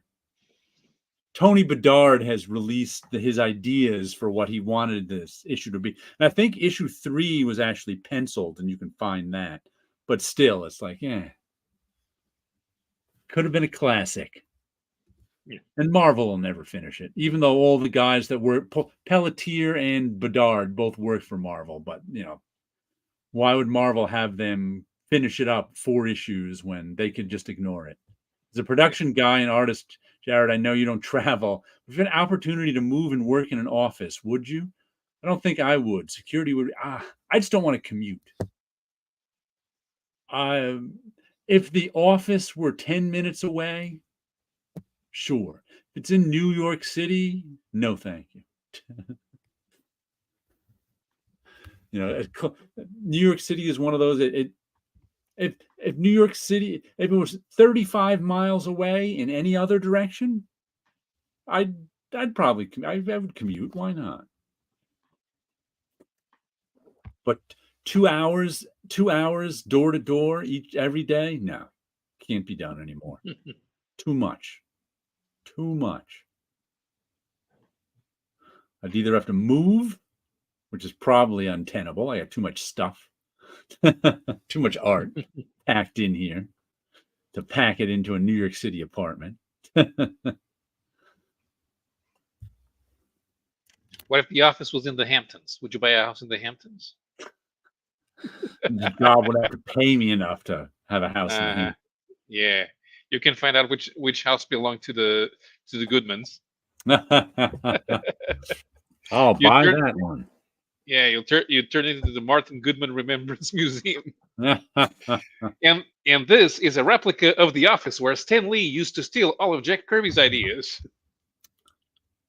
You know what I'm gonna have to track? I wonder if it's still open. I'm gonna have to track down. Milton Caniff had his studio in my town. I know he died in the early 80s, but last I heard, his children still kept his studio up and open for people if they wanted to visit. But I've never even thought to look up where it is and who do you call to go visit Milton Caniff's studio. I don't know. Well, you could send an email to Dennis Kitchen. He'd know. I'll have to see. Yeah. Yeah, his studio as well, which I knew who he was in high school. I could have gone and visited him. Yeah, sometimes you really only find out about the good stuff. Yeah. The good stuff that you wished you'd read as a kid. Mm-hmm. He must have been retired by then, though, because I don't think he had any comic strips going in the early 80s, late 70s. Mm-hmm. Yeah, the one that Frank Robbins did, Johnny Hazard, finished in 1977. I only heard about it in 1998. Was Caniff doing that? No, that was Robbins. That was Frank Robbins. Frank Robbins, okay. And he was drawing in a Caniff style, which is why. So it looks very good. It has nothing to do with his Marvel 70s output. What's his name? Mark Evanier on his blog just posted a 3-part defense of Frank Robbins, I think it was. I didn't read it, as I was like, I can't read another defense of Frank Robbins. Besides, you don't have to defend Frank Robbins to me. I'm okay with Frank Robbins. I like some of his stuff. I don't like other of his stuff. That's okay with me. When you notice that, he actually knows how to draw. I like his Invaders. I wasn't not that fond of his Captain America. My friend Ed has one of his originals from Johnny Hazard. It's beautiful. So I just kind of skipped it. Mm-hmm. His defense of Frank Robbins. Let's see, what else do I have here? Riverdale. Chilling Adventures presents Welcome to Riverdale. Oh, Archie. Modern Archie. Was another one of the Archie horror books. And I think this one may have been the least interesting to me. Mainly because the story was a little weird and the art was just okay. I mean, there's some, as I'm flipping through it now, the art looks better. Like there's a nice little pinup page. Mm-hmm. As I'm flipping through it now, the art looks better than when I was reading it. Because I'm just looking at the good parts, probably. Like there's a nice little drawing right there of that woman. Yeah, but it doesn't look anything like you expect from Archie. Oh no, the Archie horror stuff isn't drawn anything like Archie. It's drawn in whatever, but like, that's a pretty bland drawing for her yelling no. Mm-hmm. So there was some good drawing and some blandness to it too. And this whole horror, and each one is a done-in-one horror story. And this one, we find this woman, I don't know if she's a teenager, a college kid. What's her name? I don't know what her name is. But she's a visitor to her friend invited her to Riverdale, so she's at Riverdale. And there's something weird about Riverdale. Everybody's all smiles and nice to her. She's like, yes, we're the friendliest town in America. Yes, Riverdale. Da, da, da, da, da, da. And she's like, this place is creepy. And Yeah. she meets one girl who's like, yeah, this place is creepy. I don't know what's going on. Da, da, da. It turns out the story is some demon came to Riverdale, and one of the plot points was there was no mirrors. She's like, what's this going on? And you would look in a mirror and all of your bad traits would be captured by the mirror, which would feed this evil demon creature. She got more and more power, but she was trapped in the mirror too. So this girl accidentally breaks the mirror, lets the demon out. Then a whole bunch of these, everybody's like dark side becomes like a zombie that's running all around town. So then our two main characters, this girl and the girl who said this town is, we just left town. They're just like, we're out of here. This town's crazy. So they left Riverdale overrun by these zombie demons. I was like, okay, that's a weird story. The demon won. It's like the Simpsons Halloween episodes where Yeah. the storylines end badly. Now that you mention it, that's what it's like. I didn't think of that when I was reading it. Like, I've had fun with all of these. They've all been pretty interesting little stories. All the Archie. I've got a little Archie horror section now. That's a good maybe 10 comics big. So it's okay. I mean, I think I put the next one shot. They're all one shots too. I think I put the next one on my pull list that's coming out in another month or so. No one wants to work in an office anymore. I don't blame them. This new generation doesn't want to go back to work since they have remote work. Yeah. Commuting eats up more of your life than you want it to. And so much of a job is looking busy. So much of a job is look busy. I mean, I learned that on my very first job when I was, working in high school. Look busy. The boss is here. Because my first job was first I was a dishwasher at a religious shrine, and then I was an assistant cook. And there were some times that were just slow times. Where you're there all day. You're not cooking every minute, because we would cook for meals for a lot of people. And there were sometimes there was just no people booked. So, and it was like we had to either look busy or we had to go. You don't know how many times I nearly fell asleep in a back storeroom because there was nothing to do. And, it wasn't the day and age when everybody had a phone or a video game with them. We'd sit in the back and play video games. I just sit in the back and do nothing but move cans around to look busy in case someone walked into that back corner storeroom. So people don't want to do that. That's nuts. And the middle managers, who are the guys whose job it is to make sure you look busy, want that back because that's their job, to make sure you look busy. Look busy. Because if the middle managers aren't there to tell you to look busy, the only thing they do is the same job as you. Right. And the thing is too, if you don't look busy and one of the bosses comes around, they're like, we have too many people working. Because we'll lay some off. And then you get busy and there's not enough people to do the work. Yeah. Like, how come there's not enough people to do the work? Well, you laid them off.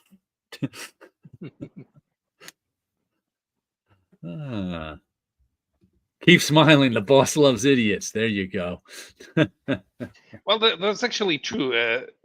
There are people who are in charge of something. They don't like hiring people who are smarter than them. No. That's the official policy of the police department. And it was upheld in court. I think it was a place in either Rhode Island or Connecticut. Some people who applied to be police officers get turned down because they're too smart and the boss thinks they'll get bored. And That's not the someone reason. The reason why you don't hire people, no, smart that people was for the the reason the police, guy was given. right? But that's not That's the actual official reason. policy. The actual reason is the dumb people are more likely to obey an order, just smash Yeah. that guy's skull, than a smart person. Right, but that was but the guy actually sued the police department, saying that's discrimination. They're like, no, that's just one of the job. The courts agreed with the police. No, that's just one of the requirements. That's okay. Let's see another comic I got this week. Weird Work, issue 4 of 4. And overall, as much as I enjoyed the Shaky Keen artwork, which is kind of fun, this was a boring police procedural. I don't even remember the details of it. It was this, and it was a complex, wordy police procedural. My main criticism of it is it wasn't weird enough. It was like a bland police procedural with some weird artwork. They should have the writer, who's the writer? Jordan Thomas should have leaned into the weird and made it weirder. But he tried to make it make sense as a police procedural. And it was just kind of like, Well, one of the expectations of a police procedural is that everything is logical. Yeah. Because if you try to pull a fast one on the readers with a police procedural or a detective story, they'll feel cheated. They'll because you obviously know something that they don't know, and you're supposed to explain that in the book, because the story must move in a way that if you're paying attention to the clues, you can get to the same conclusion on your own.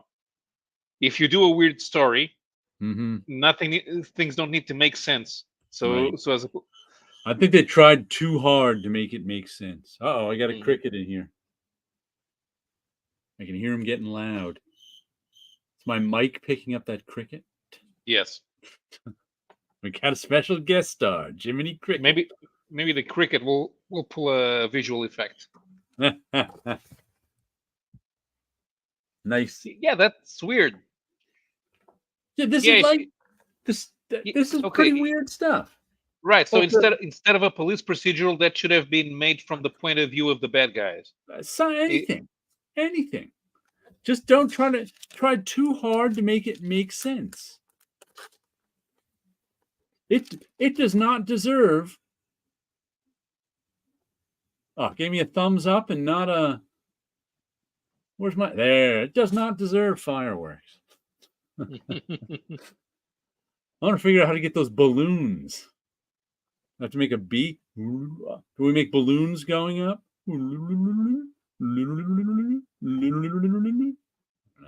No balloons. Peace sign. Peace sign is the balloon. Oh yeah, that's what you were doing. You started this. Oh, just one. Just one you need for the balloons. 2 would give you a blunt. What does 2 give us? I am not a crook. 2 gives us some confetti falling. Boys, Wilson's gonna be shocked when he comes back. What about a kiss my ass? Does that give us anything? No. No kiss.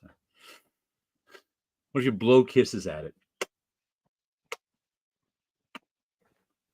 Blow kisses at it gives you nothing.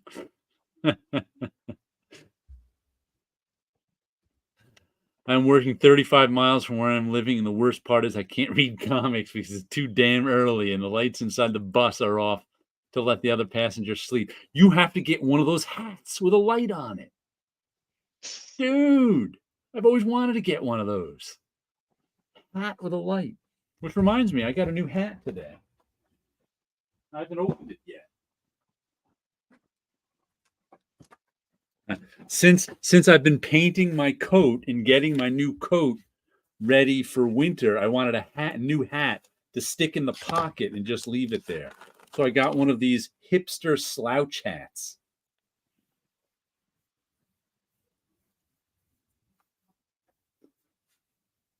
Yeah, man, I'm a hipster.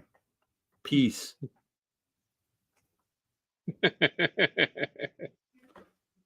I guess I could fold it up too and turn it into a watch cap. Yeah, working downtown in the docks, I seen things. I think it was sold as a slouch hat. Woo, man. This one deserves some fireworks. Fireworks are triggering, man. So this is going into the pocket of my new coat. Smells like perfume or something. Ah, yes, hipster chic. The kids are having fun. A little like Daniel Stern in Home Alone. There we go. Yeah, Or cut you're one eye of the wet holes in it and make it a mask. Want to see my other coat I was painting today? Hold on. This is, I've been meaning to do this for years. I got this boring green sort of fall coat, I don't know, 10, maybe 15 years ago now. And I've always been like, this coat is so boring. So like the day I got it, I was like, I should paint some purple trim on it to make it interesting. And I just never did until I got all this new fabric paint. And started painting. There we go. Whoop. It's got purple on the bottom of the sleeves now. It's got purple on the bottom of the coat. And it's got a little string of purple running up here. I got to make it go around the whole collar now. But I was like, I just want my coat to be purple. A little, it's a light, yeah, it looks more blue there. Yeah, but in real life, it's a little more purplish. Yeah. Okay. But I was just tired of having a boring green coat. So I said, since I'm busy painting my other coat, which is taking, so I'll paint this one a little bit. Matter of fact, I was just you probably can't see it because it's down below my name over here, and I can't pick it up. But on the long duster I have, I decided to it's a kung fu coat now. It looks a little, after I did that, I was like, this looks like kind of like one of the gi that they wear in those kung fu movies that have color around the collars and the cuffs. Yeah. Then when you wore it on the stream, you did start playing kung fu fighting. Snatch the pebble from my hand, grasshopper. But like I decided on the one I'm painting the cape of, I decided on the bottom 6 inches I was going to do a Jackson Pollock type drip painting. And for those of you who don't know how Jackson Pollock painted, why they're called drip paintings, he would actually, because he didn't like throw paint at the canvas or anything like that. He would actually lay the canvas on the floor, and he'd take a stick or the end of a brush, and he'd dip that in the paint, and then it would drip off. It would run off the brush, and he'd paint on the floor like that. And he, of course, got paint out all around.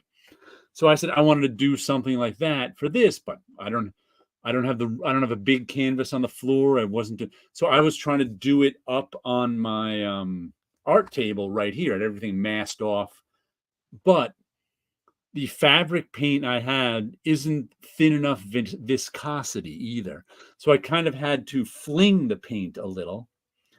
And the paint also, I completely underestimated how much time it was going to take to dry. As soon as I started doing it and flinging it a little, I was like, because half of the paint comes off in one big blob.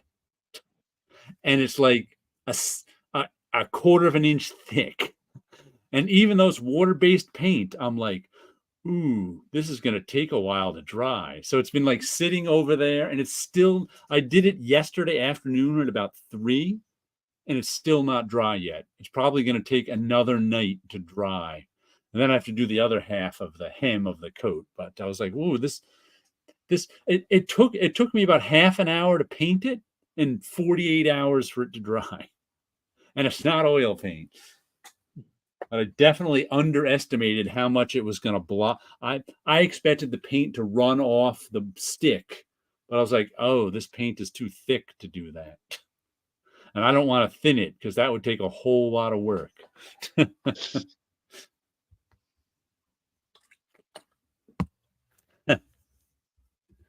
Hipster hat? Not anymore. Hipster hats are, fedoras are hipster hats now. Actually, they're trilbies, not fedoras. Well, let me tell you this. This hat was my grandfather's. So not only is it hipster, it's vintage. This is a Beaver Blend Barbizona. I believe it was made in Italy. And it's from, I don't know when, the 40s? So I have plenty of hipster hats. Jared, why are you wearing my hat?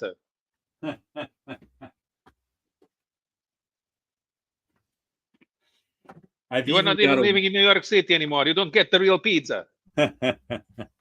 I've even got a Western Stetson to go with my duster too, if I want. Mm-hmm. Plenty of hatch. But also, hipsters are a different thing than they used to be. Before the Williamsburg hipsters of the 90s, as I tell my friends, I'm like, we used to be the hipsters. They're like, what are you talking about? I'm like, because we were, young urban professionals in the creative field, all dressing weird and doing. We used to go into bars and all the normal people would be like, ugh. But then in the early 90s, hipster took on a different meaning when trust fund kids started moving to the city and they had no job. Mm-hmm. They could just be as weird and creative as they would. Hipster stopped describing sort of creative people in the mainstream, I guess they'd just be. And that's what hipsters, like if you were a hipster in the 50s, you had a job, you just hung out in music bars and downtown and listened to beat poetry. But if you were a hipster in the 90s, you were a rich kid with a trust fund. Hipsters used to be the poor kids who had, the poor creative jobs. They weren't, and they did all their hip things because they had no money. Mm-hmm. So it's like the definition of hipster morphed from poor kids to rich kids. Mm-hmm. Trilbies, probably the 50s. Yeah, it could be the 50s, that one. Now that is hipster. Yeah. Because fedoras have wider brims. That's not an actual fedora. Doing Italian hand signs makes virtual pizza slices shoot off the screen. No, like this. You got it too much. There's no such thing as too much garlic. That's right. There's no such thing as too much garlic. What if we do finger guns? No finger guns. Mm-hmm. Oh, well. Let's see. What else did I get this week? Space Usagi, one-shot Yokai Hunter. I have no idea why this is called Space Usagi. Maybe it'll be explained in issue number 2. No, it's a one-shot. There's another Space Usagi one-shot coming out. But what it was because Space Usagi, for those who don't know, Stan Sakai put out, I think, 2 miniseries and maybe a special in the 90s of Space Usagi, which is exactly like Usagi Yojimbo, except it takes place in space in the future. Otherwise, it's kind of the same. So in this one, I don't know if this is a reprint or new. I didn't recognize it, but I've read so many Usagi. So it's mostly a story of Usagi and these ghosts. And then even, what's his name? Yoko. Where's his name? Da, da, da, da. He fights. He's going through this haunted place, fighting a boss. Jay, that's his name.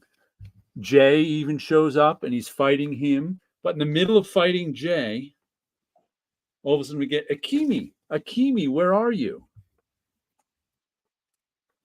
And it switches to she's reading a comic book about Space Usagi. I think this is Stan Sakai's daughter who's drawing this one. So all of a sudden we get a few pages in the future with Space Usagi. And it's like, oh, I guess that's why it's Space Usagi, because Space Usagi's daughter was reading a Usagi Yojimbo comic. Huh? Let's see. Story and art. Here's an explanation.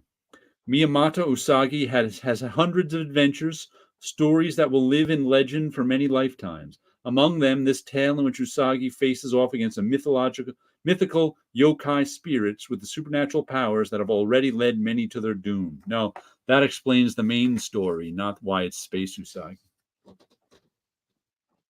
Next month, Stan Sakai's classic Space Usagi Death and Honor series is back, with colors by Emi Fuji in comic book stores soon. Okay, so I guess this is the colorized reprint of the 90s stuff is coming out. So I don't know why they came out with this one. I'm just happy to get it because I like Usagi Yojimbo. So a little weird.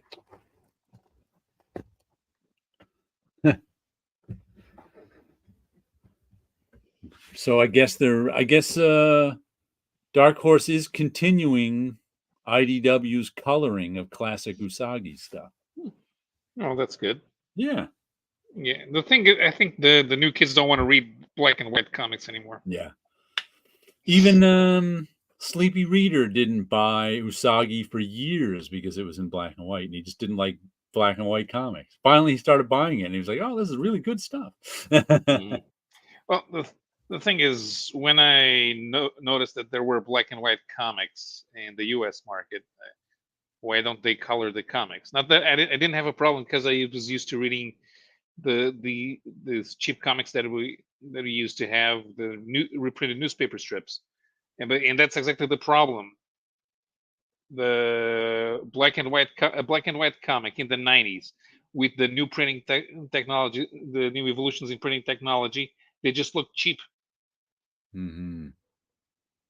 Yeah, I was reading black and white comics since I was a kid, so it was nothing new to me. Savage Sword of Conan, the comics in the newspaper, Peanuts. So I was okay with black and white. There was never even a question to me. It was like, oh, some are in color, some are in black and white. That's the way it is.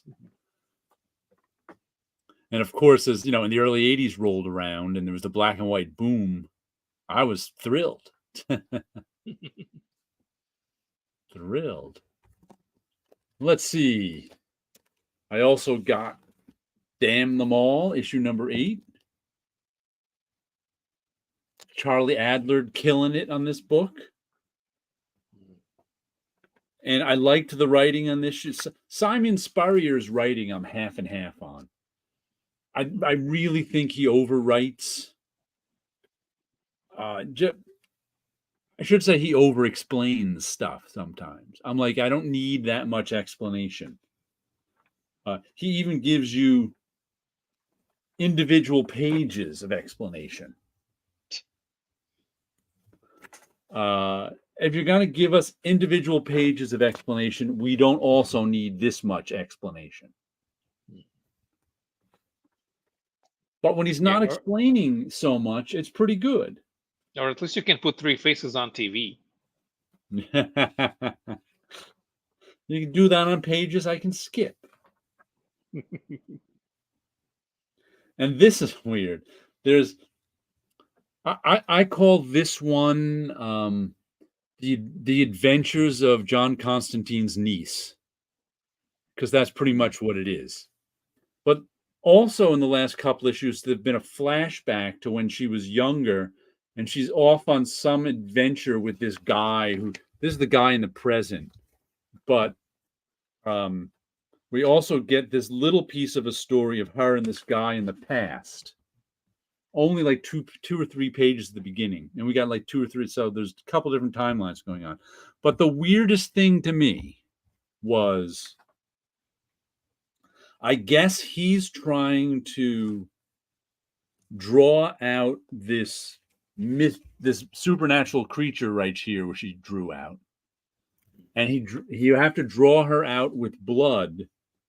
So he goes into the woods and shoots himself in the leg and ties it all. And I'm like, try a knife.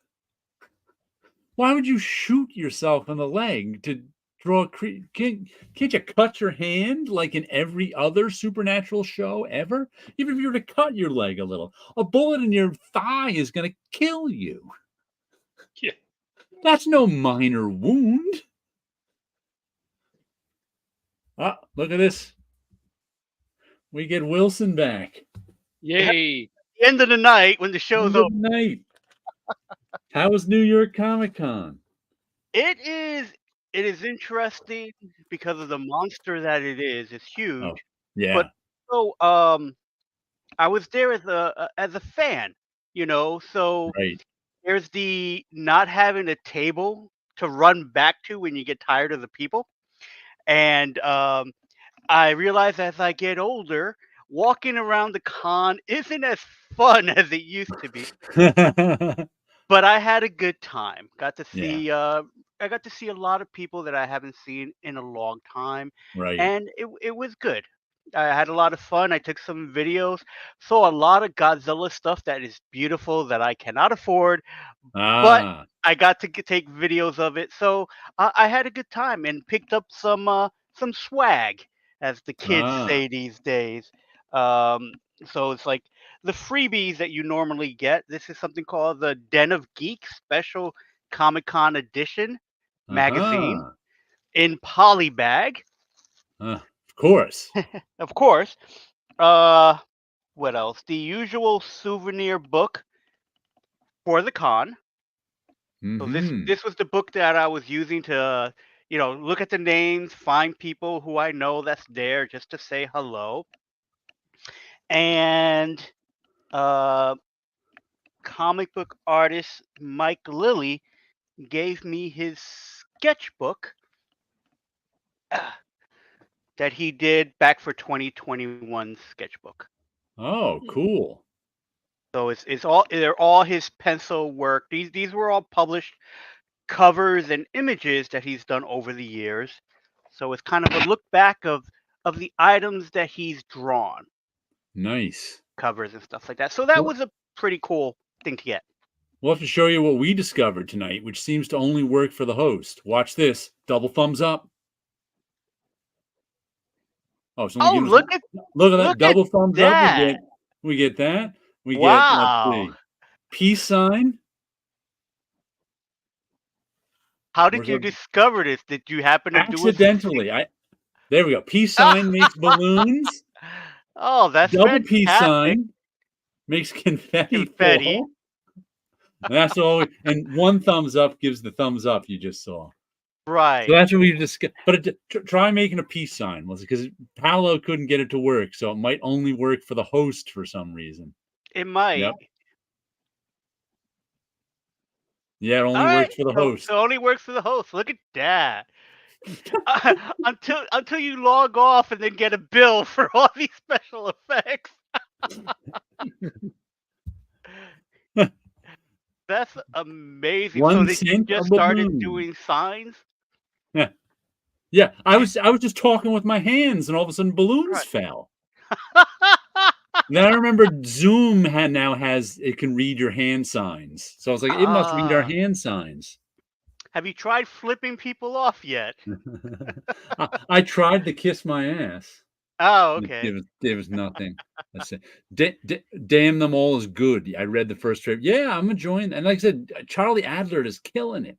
The guy in my comic shop said the same thing you did. It's stuff for Constantine. Yeah. And look, they even made like a John Constantine character be her uncle, like who died. Listen, let me show you the last one I got for the week is Creep Show, the Guillaume March cover, and a story by the Silver Coin guy, Michael Walsh, and another one by Dan Waters and Abigail Larson. Good. I'm enjoying this one.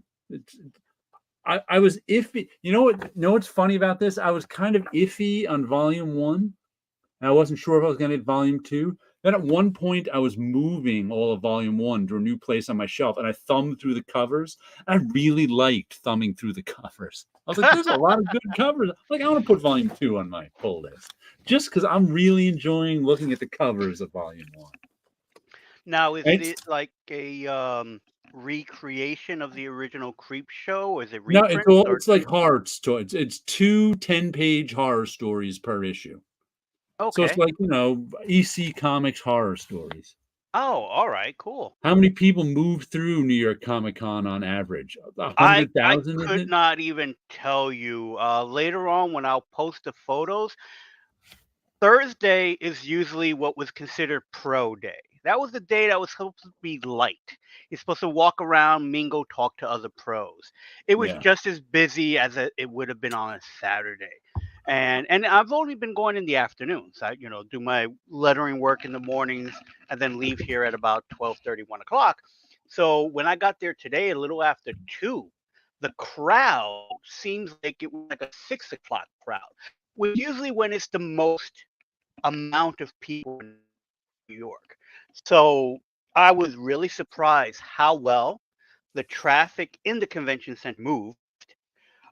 Scary going down to Artist Alley because it's below the main floor, and it's just tons and tons of people just moving. I'm more worried about that bottom of the escalator because some people get off the escalator and just stand there and try to figure out where they're going to go. Whoa. And they got to keep moving. So there was a ton of people where I did kind of feel a little bit of anxiety of having all those people in enclosed space. So I did bring my mask, and there are times where, like, I put this mask on.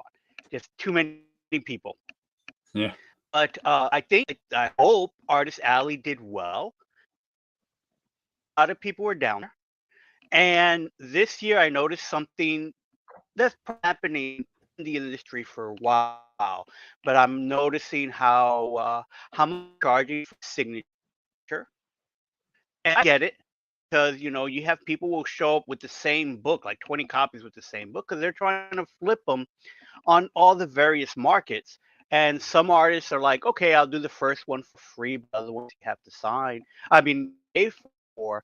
And as an old timer myself, it's like, oh, I remember a day you could just walk up, get a signature, and or even a sketch for next to nothing and for free. But I can't blame the artist, because you can't blame them at all. I can't. But the numbers run the gambit from as low as $10 for a signature for as high as $90 a signature. And it's like, wow. I mean, some people can and do get that kind of money, and I cannot fault them for that. But at the same time, it's like, ooh, I don't know if kids are able to afford that. Right. But again, old school thinking, because kids aren't buying the comic books. Yeah, I think New York Comic Con, I don't know what the numbers are now, but they got bigger than San Diego Comic Con pretty quickly. Yes. I could so the numbers are up around like 120, 150,000 people. That's crazy. But it's New York City, so you expect the number to get pretty big pretty fast. The last time I was there, I don't know, 2015 or so, just walking from Penn Station to Javits Center was like a parade. Yeah. I mean, you were just with 1,000 people walking to the con. It was kind of nuts, just walking there. And then the closer you get to the con, there's like 3 or 4 parades converging. Yes, exactly. And that's like outside the con. And if you know enough about the layout of the Javits Center, you kind of figure out which way to go in, and you pass the least amount of people because at least the pro badges will get you in an area that you could at least try to get through. Yeah. When did the book signatures change to outside cover? I'd say That the would eBay. I'd say the be, '90s sometime. yeah, sometime in the 90s. The Image guys, I think, were like kind of the first guys to start doing it, Sign the covers. signing the covers. Because I Right. remember San Diego Comic-Con 1994, I was sitting with Stan, and I had to be the guy that would tell everybody, open your book to the first page so he could sign it Right. and move on. I was also the hated guy because I'm like one book per person. You have to choose Yeah. now which book it's going to be because people would bring tons of books, to get it signed for Stan, but he would get a line a mile long, so he would get capped. The line would get capped quickly. Pe So I've seen people come uh, in with short boxes yeah, on dollies and stuff like on that. dollies. Yeah. And you get it lines and people bring you know as many like charts and stuff like that, what they're getting signed, what books they're getting signed, and what have you. And it's like, for some people that was part of the culture of collecting comics for them. And this is Yeah. before the retailers show up and started getting, they would get the signature and then run upstairs and try to sell it for big bucks. Did you go the night before to, the Abbey Tavern? I did go to the Abbey Tavern. I did not go to the John Romita um thing that they had at the Society of Illustrators. I heard That's rumors because of it it. was invite only. It was invite only, and I did not get an invite. I don't know where Neither the did I. oversight was. If it was at Marvel, I don't know, but it was definitely an oversight on their part. But Bunch I got to ended up go. Bunch ended up going because he said Larry Hama got him in. Right. So it's like, so I He's saw the only pictures last night when I got home, but I did go to the Abbey Tavern, and that was a lot of fun because, yeah, again, seeing people that we've worked with a lifetime ago, basically, right. and it was a lot of fun. It was kind of an unofficial retiring party for Allison Gill.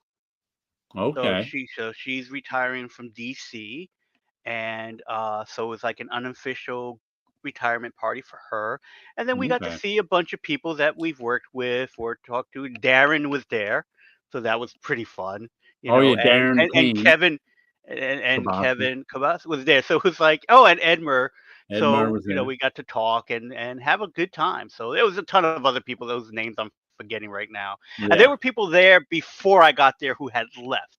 So I had just missed a couple of people, and through the night, people were coming in and going. It was a lot of fun. Yep. Cool. Yep, yep. Well, we should sign off for the week. Are you going back to the con tomorrow?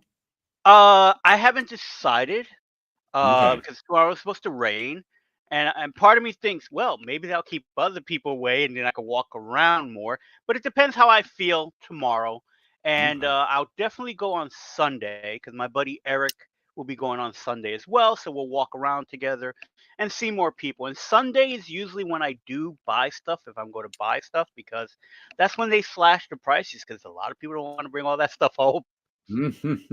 So, All right. so So I'm looking forward to it. we'll have more tales from the con for you next week. Mhm. All right. So it's Have a time to let great Paolo night get and to great bed. weekend, everybody. We'll catch you all next time.